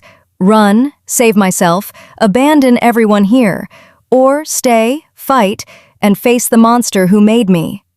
I thought about Damon, about Alpha Ferdinand who'd apologized to me, about Molly who'd befriended me without question. I thought about all the students sleeping peacefully in their dorms, unaware of the danger coming, and I made my choice. I wasn't running anymore. I grabbed my phone and called Damon. Kira? I told you to. My father's attacking tonight. Now. My sister just warned me. You need to evacuate the students and prepare for a full assault. Silence. Then, how many? I don't know, but enough that he's confident he can win. We'll be ready. Damon, I'm coming with you. Absolutely not. He's coming for me. That means I can draw him out, use myself as bait while you protect the others. Kira, that's suicide. No, that's strategy. I started walking toward the exit. You said where I go, you go. Well, I'm going to end this, so you better keep up. I hung up before he could argue. My hands were shaking, my heart was racing, but I wasn't scared. I was done being hunted. Tonight, the prey became the predator. Tonight, I faced my father, and one of us wasn't walking away. Chapter 8. The Rogue King Attacks. I reached the main courtyard just as alarms started blaring. Students poured out of buildings in various states of panic and confusion. Teachers and staff tried to organize them, directing them toward the reinforced shelter beneath the main building. Damon stood on the steps, shouting orders. He spotted me, and his expression shifted from commanding to furious in half a second. I told you to stay in my quarters. And I told you I'm not hiding anymore. I climbed the steps to stand beside him. How long do we have? He wanted to argue. I could see it in his eyes. But we didn't have time. 10 minutes, maybe less. They're coming from 3 directions: east, west, and south. North is our only clear exit route. That's intentional. They want us to run north. Why? Because that's where the real force is waiting. The other 3 are just distraction. I grabbed his arm. My father's a master tactician.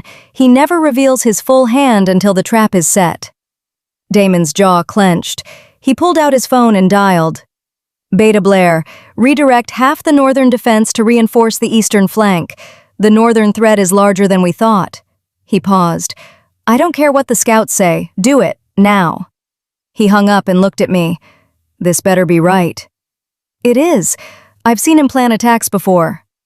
Alpha Ferdinand appeared, flanked by 4 massive wolves, his personal guard. He took in my presence with a raised eyebrow, but didn't comment. Student evacuation? He asked Damon. Underway. Should be complete in 5 minutes. And our fighters? Positioned at all 4 borders, 40 wolves total. Against how many rogues? I answered before Damon could. At least 80, maybe 100. Ferdinand's expression darkened. We're outnumbered 2 to 1. But we have home advantage, and an elemental. I stepped forward. Let me fight. I can take on Terrence. Water against fire. While they're focused on us, your wolves can pick off the others. You want to fight an experienced fire elemental? Alone? I won't be alone. I looked at Damon. Right? He sighed. She's not going without me. Absolutely not, Ferdinand said. Damon, you're the alpha heir. If something happens to you, then you still have the pack. But if we lose this fight, there won't be a pack to inherit. Damon's voice was steel. Father, we need every advantage. Kira knows the enemy. She can fight their elemental, and the mate bond means we're stronger together. The mate bond is not a combat strategy. It is when both mates are fighters. They stared at each other, a silent battle of wills. Finally, Ferdinand nodded. Fine, but you stay together. No heroics, no unnecessary risks. Agreed, I said. An explosion rocked the eastern wall. Everyone froze. Then, chaos erupted. Wolves poured through the breach in the wall, rogues all in attack formation, at least 30 of them. "Defensive positions!" Ferdinand roared, shifting into his wolf form mid-run. Damon grabbed my hand. "With me, now."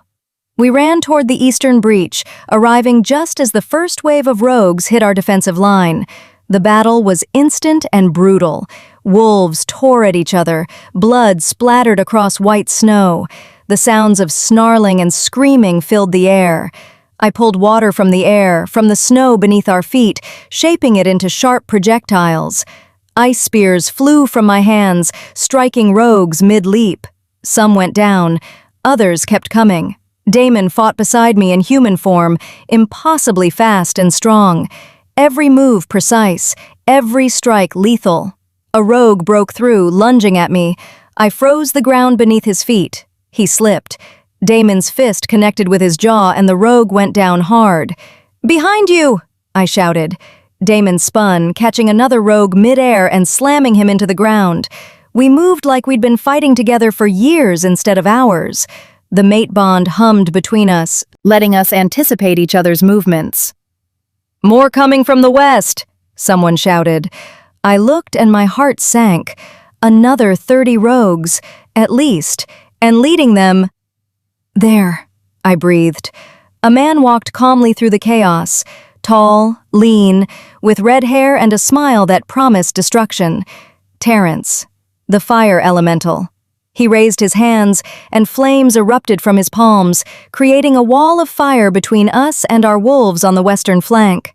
"Go," Damon said. "I'll handle the rogues here." "You can't fight alone." "I'm not alone. My father's pack is here. You need to stop Terrence before he burns this whole place down." He kissed me hard and fast. "Be careful." "You too." I ran toward the western flank, toward the fire elemental who served my father. Terrence saw me coming and grinned. "Princess Kira!" he called out. "Your father will be so pleased to see you." "He's here?" I called back, pulling water from the nearby fountain. "Oh, he's here, watching, waiting for the right moment." Terrence sent a stream of fire at me. I created a wall of ice. The fire hit it and steam exploded between us. "You've gotten stronger," Terrence said, circling. "The rogue king will be impressed." "I don't care what he thinks." "You should. He's your father, your king." "He's a monster. He's a visionary."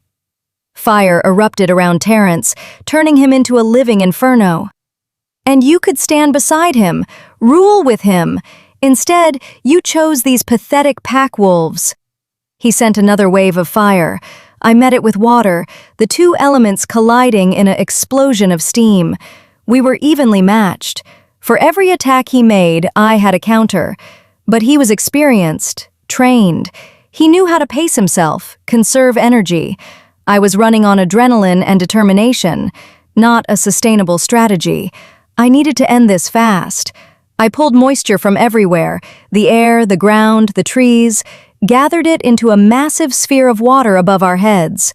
Terrence looked up and his eyes widened. "Clever girl," he said. "But can you control that much at once?" Honestly, I had no idea, but I had to try. I brought my hands down and the water fell like a tidal wave, crashing over Terrence and extinguishing his flames. He went down, sputtering and gasping. I froze the water around him, trapping him in ice up to his neck. "That's for every person you've killed for my father," I said. He glared at me, teeth chattering. "He'll make you pay for this." "Let him try." A slow clap echoed across the battlefield. Every hair on my body stood up. I knew that sound, that rhythm. I turned slowly, and there he was. My father, the rogue king, Drake Blackwood. He stood at the northern breach, flanked by 50 more rogues, fresh fighters, waiting. "Hello, daughter," he said, his voice carrying across the distance. "Did you really think you could hide from me?" He looked the same as I remembered, tall and broad-shouldered, with dark hair graying at the temples and eyes that saw everything. Handsome if you didn't know the monster beneath. I wasn't hiding, I said, proud that my voice didn't shake. I was running. There's a difference. Is there? He started walking toward me, slow and confident. His rogues stayed back. Because from where I stand, you've been playing at being a normal student, making friends, finding a mate. His eyes found Damon, who was fighting his way toward us. How sweet. What do you want? What I've always wanted. My daughter back. My family together. He stopped 20 feet away. Come home, Kira. Bring your sister. We can be a family again. We were never a family. You were a tyrant and I was your prisoner. I gave you everything. Power, training, purpose. You gave me nightmares and scars. I created ice daggers in both hands. I'm not going anywhere with you. His expression hardened. Then you leave me no choice. He whistled sharply. The rogues behind him parted, and someone was pushed forward. My heart stopped. Lena, I whispered. My sister stood there, hands bound, looking terrified but defiant. A rogue held a knife to her throat. Let's try this again, my father said calmly. Come with me, willingly, or your sister dies right here. Everything inside me screamed. This was the choice, the impossible choice. Save Lena by surrendering, become my father's weapon, let him win. Or fight, risk Lena's life, maybe lose everything. I looked at my sister. She shook her head minutely. Don't do it. But I couldn't let her die. Kira, don't, Damon's voice. He'd reached my side, bleeding from several cuts but still standing. It's a trap. I know. If you go with him, I know. I looked at Damon, at my mate, the person I'd just started to trust, to care about, maybe even love. I'm sorry, I whispered. Understanding and horror crossed his face. No, Kira, no. I dropped my ice daggers and raised my hands in surrender. I'll come, I called to my father. Just let her go. My father smiled, victorious. I thought you might see reason. The rogue released Lena. She ran toward me, sobbing. But something was wrong. The way she ran, the way she held herself. That wasn't fear, that was... Lena reached me and her hand shot out, pressing something against my neck. Pain exploded through me. I looked down. A syringe. Empty. I'm sorry, Lena whispered, tears streaming down her face. I'm so sorry. He has someone I love. He said if I didn't help, he'd kill him. I didn't have a choice. The world tilted. My knees gave out. Damon caught me as I fell. Kira! Kira! His voice sounded distant, muffled. Wolfsbane, my father said, walking closer. Modified formula. Works on elementals, too. Quite effective, don't you think? I couldn't move, couldn't speak, could barely breathe. Don't worry, daughter. You'll wake up in a few hours. Back home, where you belong. Damon snarled, his eyes going black. You're not taking her anywhere. And you're going to stop me? You're outnumbered, outmatched, and your mate is unconscious. My father gestured and his rogues advanced. Stand down, Alpha Heir. This doesn't have to end with more bloodshed. Like hell! An explosion rocked the northern wall. Everyone turned. More wolves poured through, but not rogues. Pack wolves. Dozens of them, maybe 100, and leading them? The High Council, someone breathed. 4 alphas I didn't recognize strode through the breach, their power rolling off them in waves. My father's confident smile faltered. Alpha Blackwood, one of the new alphas said, a woman with silver hair and cold eyes. You're under arrest for crimes against the werewolf nation. Stand down. Now. My father looked at his forces, at the High Council's forces, at me, unconscious in Damon's arms. For a moment, I thought he'd fight anyway. Then he whistled sharply, and his rogues began to retreat. This isn't over, he said to Damon. She's my daughter. She belongs with me. I'll come for her again. Try it, Damon growled, and I'll kill you myself. My father smiled. We'll see. He melted into the shadows with his rogues, disappearing as quickly as they'd come. The last thing I saw before darkness took me completely was Damon's face above mine, his expression desperate. "Stay with me," he whispered. "Please, Kira, stay with me." I wanted to tell him I would, but the darkness swallowed me whole. Chapter 9. Aftermath. I woke up to white. White ceiling, white walls, white sheets. For a terrifying moment, I thought I was back in my father's compound, that everything had been a dream, the school, Damon, my escape. Then I heard voices. "Vitals are stable. The wolfsbane is almost out of her system. How long until she wakes up?" Damon's voice, rough with exhaustion and worry. "Could be any minute, could be hours. Everyone reacts differently." I tried to speak, but my throat was too dry. Tried to move, but my body felt like lead. A hand gripped mine, warm and familiar. "Kira, can you hear me?" I managed to squeeze his fingers. "She's waking up! Get the doctor!" Footsteps, more voices, someone shining a light in my eyes. "Miss Blackwood, can you hear me? Squeeze my hand if you understand." I squeezed. "Good. You're in the medical wing. You were poisoned with wolfsbane, but you're going to be fine. Don't try to talk yet, just rest." I didn't want to rest. I wanted answers. I forced my eyes open. Everything was blurry at first, then slowly came into focus. Damon sat beside the bed, holding my hand like he was afraid I'd disappear if he let go. He looked terrible. Dark circles under his eyes, cuts and bruises covering his face and arms, his shirt torn and blood-stained. "Hey," he said softly, a smile breaking through his exhausted expression. "Welcome back." I tried to speak. My voice came out as a croak. A nurse appeared with water. Damon helped me sit up enough to drink. "Lena," I finally managed. "Where—" Damon's expression darkened. "She's here, under guard. She surrendered to the High Council after your father retreated." "Is she—" "She's fine, unharmed. But Kira, she helped him. She drugged you." "I know. He forced her." I gripped his hand tighter. "She said he had someone she loves. He was using that person as leverage. That doesn't excuse, it explains. There's a difference." I tried to sit up further, and pain shot through my body. "Ow!" "Easy. You've been out for 18 hours. Your body needs time to heal." 18 hours. Almost a full day. What happened after I passed out? My father retreated when the High Council showed up, took his rogues and disappeared. Damon's jaw clenched, but we captured 15 of them, including Terrence. They're being held for questioning. Casualties? 7 of our wolves dead, 12 injured. Could have been a lot worse. He brushed hair away from my face.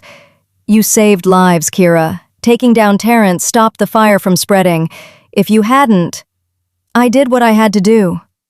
"You almost died doing it." "But I didn't." We stared at each other for a moment. Then Damon leaned forward and kissed my forehead. Gentle, reverent. "When I saw you collapse," he said quietly, "when I thought you might not wake up." He stopped, his voice thick with emotion. "I've never been that scared in my life." "I'm okay, I'm here." "You better stay that way." He tried to smile, but it didn't quite reach his eyes. "The mate bond won't let me lose you. My wolf would go feral." Despite everything, I almost laughed. "Can't have that." A knock on the door interrupted us. Alpha Ferdinand entered, followed by the silver-haired woman I'd seen leading the High Council wolves. "Miss Blackwood," Ferdinand said, "this is Alpha Gale Blackwell of the High Council. She'd like to speak with you." My stomach dropped. The High Council, here to judge me for my father's crimes. "I'll stay," Damon said immediately. "That won't be necessary," Gale began. "I'm her mate. I'm staying." His tone left no room for argument. Gale studied him for a moment, then nodded. "Very well." She pulled a chair close to my bed and sat. Up close, she was intimidating. Cold eyes that missed nothing, power radiating from every pore. "I'll get straight to the point," she said. Your father is the most wanted criminal in the werewolf nation. He's responsible for countless deaths, raids, and attacks on packed territories, and you're his daughter and heir. I'm aware. The council has 3 options regarding you. 1. Execute you as an accomplice to his crimes. 2. Imprison you indefinitely as a security risk. 3. Grant you clemency in exchange for your full cooperation in bringing your father to justice. My heart hammered. What kind of cooperation? Intelligence, strategy, anything you know about his operations, his allies, his weaknesses. She leaned forward. And when we move against him, you'll be part of the strike team. You want me to help you kill my father? We want you to help us stop him. Whether that ends in his death or capture is up to him. I looked at Damon. He squeezed my hand but said nothing. This was my choice. I thought about my father, about the people he'd killed, the lives he'd destroyed, the monster he was. And I thought about Lena, about getting her free, about ending this cycle of violence once and for all. I'll do it, I said, on one condition. You're not in a position to negotiate. My sister gets immunity, complete immunity. She was coerced into helping him. She's a victim, not a criminal. Gail's expression didn't change. Your sister drugged you, helped your father plan this attack. By your own admission, she's been living with him for months. How do we know she's not loyal to him? Because I know her. She's scared and trapped, but she's not evil. I met Gail's eyes. If you want my cooperation, you guarantee her safety, non-negotiable. Silence stretched. Then Gail nodded. Fine. Your sister gets immunity in exchange for her testimony against your father, but she'll be under watch. Any sign of betrayal and the deal is off. Agreed. Good. We'll begin debriefing tomorrow. For now, rest. You'll need your strength. She stood. And Miss Blackwood, welcome to the winning side. She left with Ferdinand. As soon as the door closed, I sagged back against the pillows. You okay? Damon asked. I just agreed to help kill my father, so no, not really. You agreed to help stop him. There's a difference. Is there? He didn't answer. I need to see Lena, I said. Please, I need to talk to her. Damon hesitated. She's being held in a secure room, under guard. Can you get me in? Kira, please, she's my sister. I need to see her. Need to understand why she did it. He studied me for a long moment, then sighed. Fine, but I'm coming with you, and if she tries anything, she won't. You said that about not being a spy, and look how that turned out. I wasn't a spy! You were the rogue king's daughter living under a fake name. Semantics. But he was smiling slightly. Despite everything, I smiled back.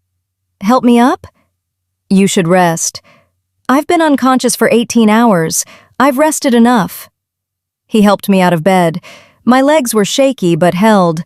Someone had changed me into clean clothes, soft pants and a loose shirt.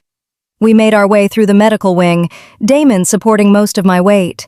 The guards we passed gave me wary looks but said nothing. We stopped in front of a reinforced door.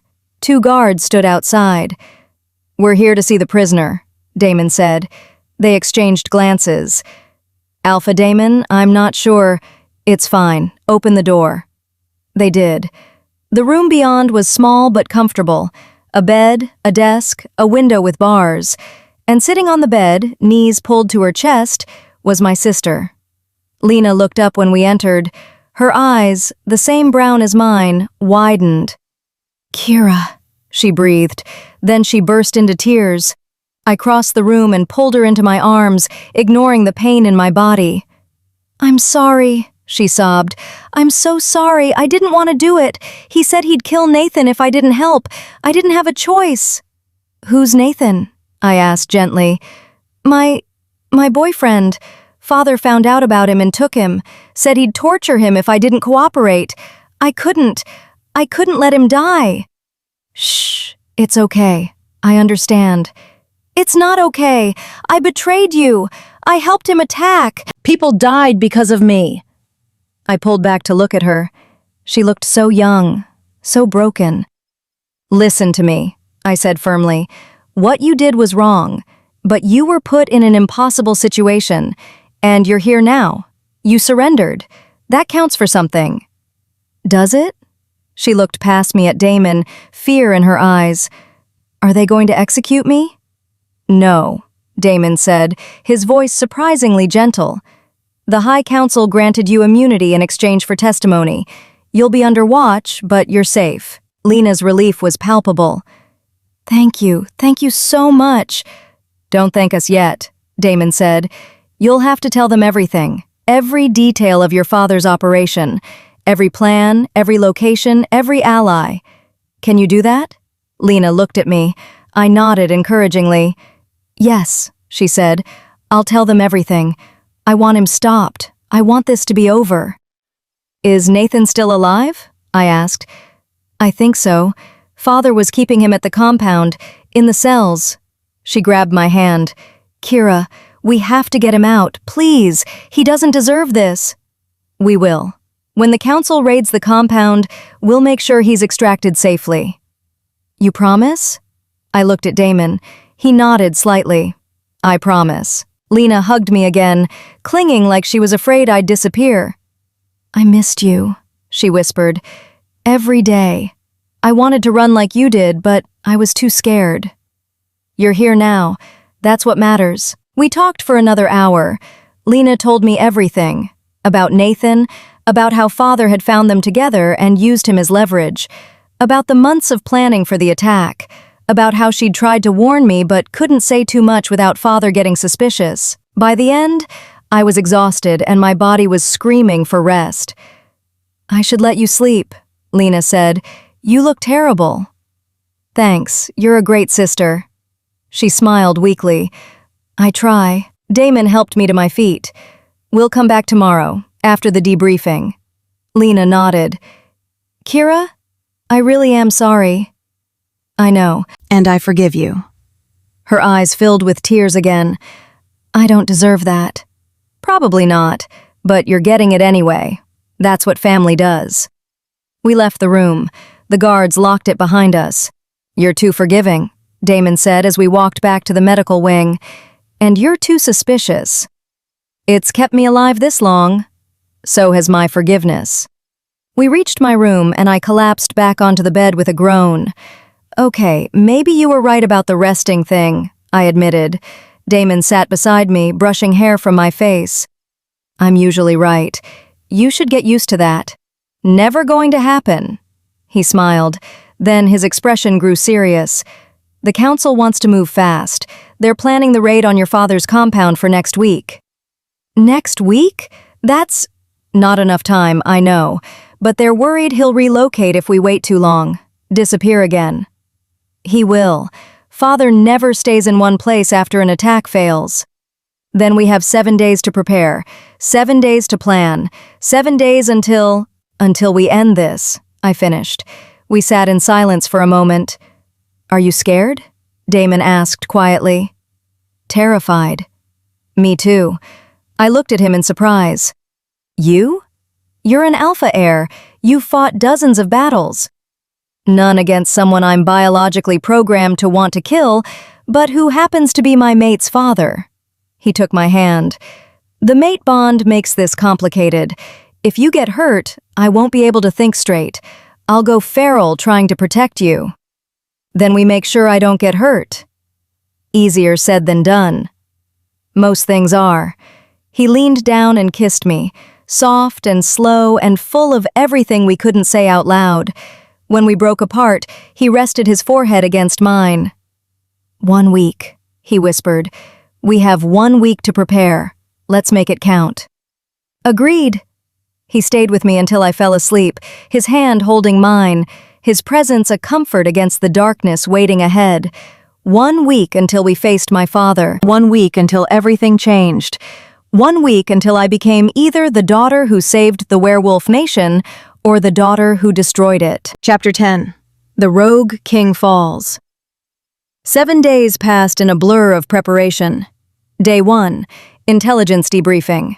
I sat with the High Council for 8 hours, drawing maps of my father's compound, marking guard positions, identifying weak points. Lena joined me, filling in gaps I didn't know. Day 2. Combat training. Damon and I sparred with the Council's elite fighters, learning to coordinate our attacks, learning to fight as mates, using the bond to anticipate each other's movements. Day 3. Elemental practice. I worked with a water mage the Council brought in, an older woman named Verna Richards who'd been controlling water for 40 years. She taught me techniques I'd never considered, ways to use my power I hadn't imagined. Day 4. Strategy sessions. We planned the raid down to the minute, extraction routes, contingency plans, what to do if my father had more elementals than we knew about. Day 5. Emotional preparation. The hardest day. Molly visited, bringing care packages from other students. Alpha Ferdinand pulled me aside to tell me I'd earned my place in the pack, regardless of what happened with my father. And Damon and I spent hours talking about what came after, if there was an after. Day 6. Final preparations. Gear checked, weapons distributed. I was given modified silver daggers that wouldn't hurt me, but would cut through rogue wolves like butter. Damon received reinforced armor designed to withstand elemental attacks. Day 7. We departed at dawn. 20 wolves total, the High Council's best fighters. Damon, me, and, surprisingly, Lena, who'd insisted on coming to guide us to Nathan's cell. We traveled in vehicles for the first 6 hours, then shifted and ran the last 2 miles to avoid detection. The compound looked exactly as I remembered, an abandoned factory complex on the outskirts of Chicago, surrounded by chain-link fences and guard towers. From the outside, it looked deserted, but I knew better. Inside, my father commanded an army. We regrouped a quarter-mile out, hidden in the tree line. Alpha Gale addressed us in a low voice. Teams of 4. Team 1, extraction. Get Nathan out and any other prisoners. Team 2, perimeter. Keep rogues from escaping. Team 3, elementals. Kira, Damon, you're with me. We're going straight for the Rogue King. My stomach churned. What about Terrence? I asked. The fire elemental? Still in custody. Your father doesn't have him anymore. Small blessing. But he might have others, Lena added quietly. I heard him mention an earth elemental. Wallace something. Gale's expression darkened. Noted. Everyone clear on their assignments? Nods all around. Good. We move in 5 minutes. Remember, our goal is capture, not kill. We want the Rogue King alive to stand trial. But if he resists... She looked directly at me. We do what's necessary. I nodded, not trusting my voice. Damon took my hand and pulled me aside. You don't have to do this, he said quietly. You can stay back, let us handle it. He's my father, my responsibility. He's a monster who happens to share your DNA. That's not the same thing. I know, but I need to face him, need to prove to myself that I'm nothing like him. I squeezed his hand. I need to end this. He studied my face for a long moment, then nodded. Okay, but we do this together. You don't go anywhere without me. Deal. He kissed me quickly. I love you. The words hit me like a freight train. We hadn't said them before, hadn't had time. I love you too, I whispered back. Then let's survive this so we can have an actual future together. Romantic. I try. Gale called us back. Time's up, move out. We approached the compound in 3 waves, silent, coordinated. The first guard tower went down without a sound, one of our wolves, a skilled sniper, taking out the rogue before he could raise an alarm. We breached the outer fence, still no alarm. Too easy. It's a trap, I whispered to Damon. I know. Keep moving. We entered the main building through a loading dock. The interior was dark, lit only by emergency lights. And empty. No guards, no rogues, nothing. Where is everyone? One of our wolves whispered. I closed my eyes, reaching out with my elemental senses, feeling for water, blood, sweat, moisture in the air. There, underground. The basement, I said. They're all in the basement. It's a trap. Then we spring it, Gale said. On our terms. Team 1, find another entrance. Flank them. Team 2, seal the exits. Team 3, with me. We descended into the basement. The stairwell was narrow, claustrophobic. Every instinct screamed at me to turn back, but I kept moving. We reached the bottom and emerged into a massive open space, the old factory floor, converted into something else. Training area, living quarters, command center. And standing in the center, flanked by 50 rogues, my father. "Kira," he said, his voice echoing, "I was wondering when you'd come home." "This isn't my home." "Isn't it?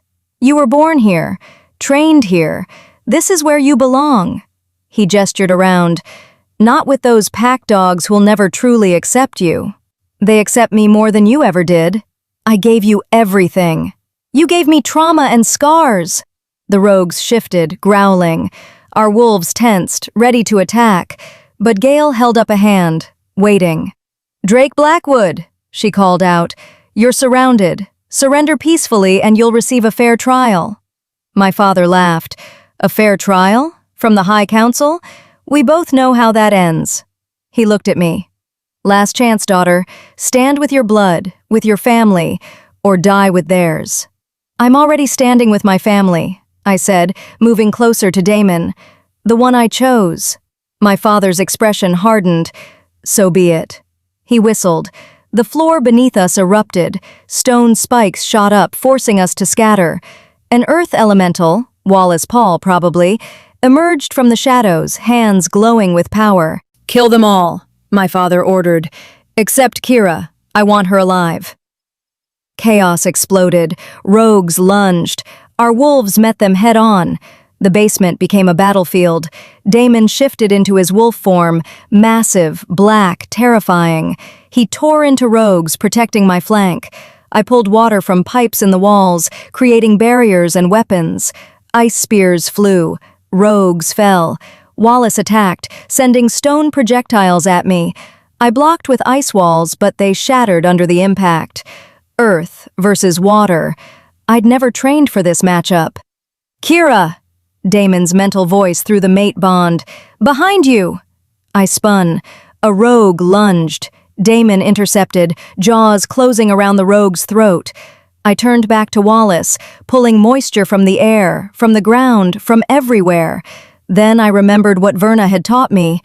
Water doesn't just flow, it erodes. I sent a concentrated stream of water at the base of Wallace's stone pillars. High pressure, constant flow. The stone began to crack. Wallace's eyes widened as his constructs crumbled. I redirected the water at him, slamming him against the wall with enough force to knock him unconscious. One elemental down. I searched the chaos for my father, found him fighting Gale, holding his own despite facing an alpha. He was strong, trained, deadly, but he was also distracted. I created an ice spear and hurled it at him. He dodged, but barely. "You dare attack your own father?" he roared. "You're not my father. You're the monster who raised me." I attacked again. Ice daggers, water whips, everything I had. He dodged and weaved, impossibly fast. Then he pulled out a gun. Not a regular gun, something modified, probably loaded with more wolfsbane. He aimed at Damon. "No!" I threw up a wall of ice, but I was too slow. The shot rang out. Damon yelped and went down. Everything inside me shattered. The mate bond screamed, and I lost control. Water exploded from every pipe in the building. The air itself seemed to turn liquid. I pulled moisture from everywhere, creating a massive sphere of water that filled half the basement. Rogues caught in it began to drown. "Kira, stop!" Gale shouted. "You're going to kill everyone!" I couldn't stop. Wouldn't stop. My father had shot my mate. He was going to pay. I shaped the water into dozens of ice spears, all pointed at my father. He stared at me, and for the first time, I saw fear in his eyes. "Kira," he said, "daughter, please, I'm your father." "You were never my father," I said coldly. "You were my warden, my nightmare, and now you're nothing." I prepared to launch every spear. Kira. Damon's voice, weak but alive. I turned. He'd shifted back to human form, clutching his shoulder where the bullet had grazed him. Not a fatal wound, not even serious. "He's not worth it," Damon said. "Don't become like him. Don't let him turn you into a killer. He shot you. And I'm fine. But you won't be if you do this. If you kill him in cold blood, it'll haunt you forever." He struggled to his feet, crossing to me despite his injury. "Let the council handle him. Let justice be served properly." I looked at my father, at the man who'd tormented me for 17 years. It would be so easy to kill him, so satisfying. But Damon was right. I wouldn't become my father, wouldn't let his violence corrupt me. I let the water fall, the ice spears dissolving. "Take him," I said to Gale. She nodded, gesturing to her wolves. They swarmed my father, pinning him down, cuffing him with silver. He didn't fight, just stared at me. "You'll regret this," he said. "You'll regret choosing them over your own blood."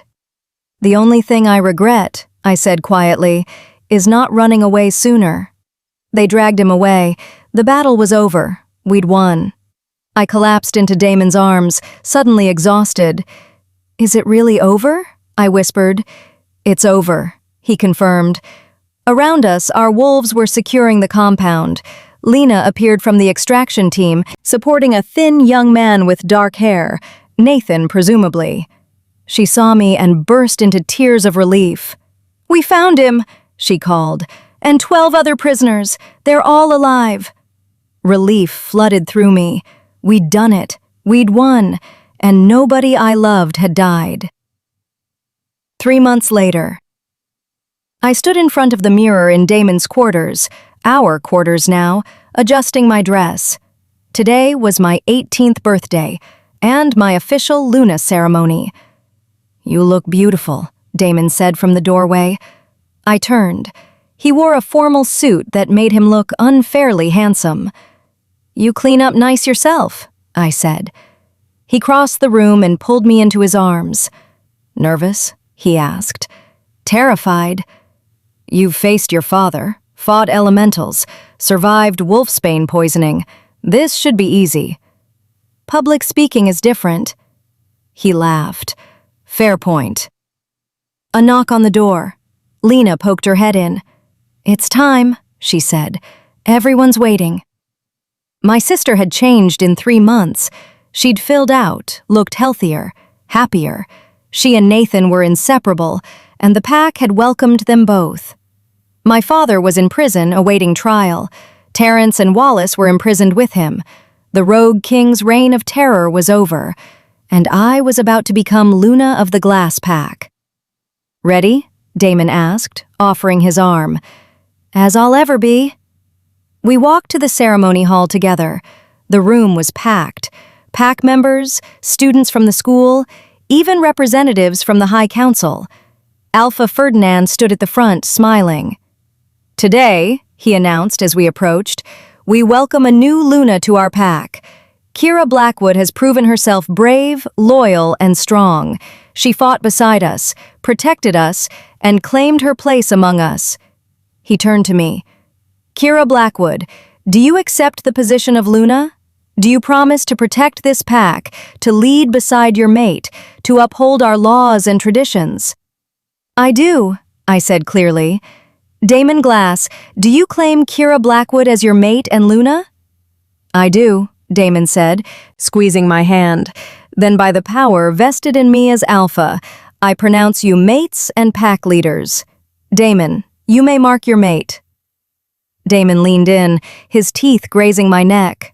The mark was quick, a flash of pain, then overwhelming pleasure as the mate bond solidified completely.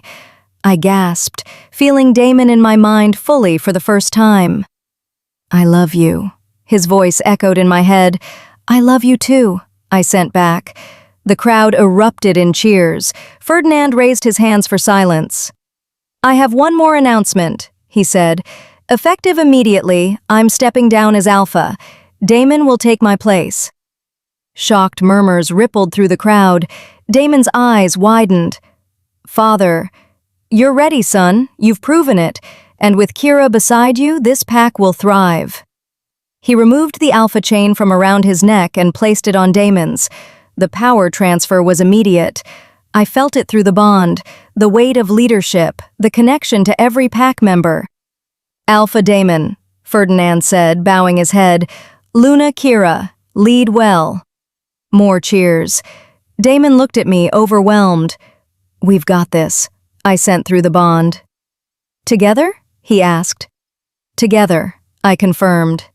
The celebration lasted hours. Food, music, dancing. Molly cornered me at one point, hugging me fiercely. "I can't believe you're Luna now," she squealed. "And here I thought you were just a boring transfer student." "I'm still boring. You took down 5 beta guards in 30 seconds. You're the opposite of boring." I laughed. "Fair point." As the night wore on, Damon and I slipped away to the balcony overlooking the pack grounds. The moon was full, beautiful. "Think about where we were 3 months ago," Damon said quietly. "You were hiding your identity. I was convinced you were a spy. We were enemies. And now? Now I can't imagine my life without you." He pulled me close. "You're my mate, my Luna, my everything." That's incredibly sappy. "You love it." "Maybe a little." We stood together, looking out at the territory we'd protect, the people we'd lead. "What happens now?" I asked. "Now? We live. We lead. We build something better than what came before." "No more running?" "No more running." I leaned into him, feeling safe for the first time in my life. The daughter of the rogue king had become Luna. The girl who'd been hunted had found her home, and the mate bond I'd never wanted had become the thing I couldn't live without. "Hey, Damon," I said quietly. "Yeah?" "Thank you for not giving up on me." "Never," he said firmly. "You're mine. I protect what's mine." "Even when I'm difficult?" "Especially then." I smiled, closing my eyes, letting the moment wash over me. This was my life now. My pack, my mate, my family. And I'd fight to protect it all, just like they'd fought to protect me. Epilogue. 6 months later, the High Council chamber was packed for the trial. I sat in the front row, Damon beside me, watching as my father was led in wearing silver chains. He looked older, broken. He saw me and something flickered in his eyes. Regret? Anger? I couldn't tell. "Drake Blackwood," the head judge announced. "You stand accused of crimes against the werewolf nation. Murder, assault, conspiracy, terrorism. How do you plead?" My father stood silent. "The defendant refuses to enter a plea," the judge continued. "Very well. We'll proceed with testimony." Lena testified first, then the captured rogues, then me. I told them everything. Every crime I'd witnessed, every person he'd hurt. My father stared at me the entire time, his expression unreadable. The trial lasted 3 days. The verdict was unanimous. Guilty on all counts. Sentence? Life imprisonment in the Silverstone facility, a maximum security prison for supernatural criminals. As guards led him away, my father stopped in front of me. "I underestimated you," he said quietly. "I thought you were weak, but you're stronger than I ever was." "I'm nothing like you," I said. "No," he agreed. "You're better, and I hate that it took losing you to see it." They dragged him away. I watched him go, feeling nothing but relief. It was finally over. Damon took my hand. "You okay?" "Yeah," I said. "I really am." We left the courthouse together, stepping into sunshine. Our whole lives ahead of us, and for the first time ever, I wasn't afraid of the future. I was ready for it. And that's where Kira's story ends, for now. Before you go, let me ask you this. If you had to choose between your blood family and the family you chose, which would you pick? Kira chose freedom over loyalty to her father. Would you have done the same? Drop your answer in the comments, and if you enjoyed this story, please hit that like button if you haven't already. It helps more than you know. Subscribe for more stories like this, and I'll see you in the next one. Stay strong, stay true to yourself, and remember, you're not defined by where you come from, but by the choices you make. Until next time.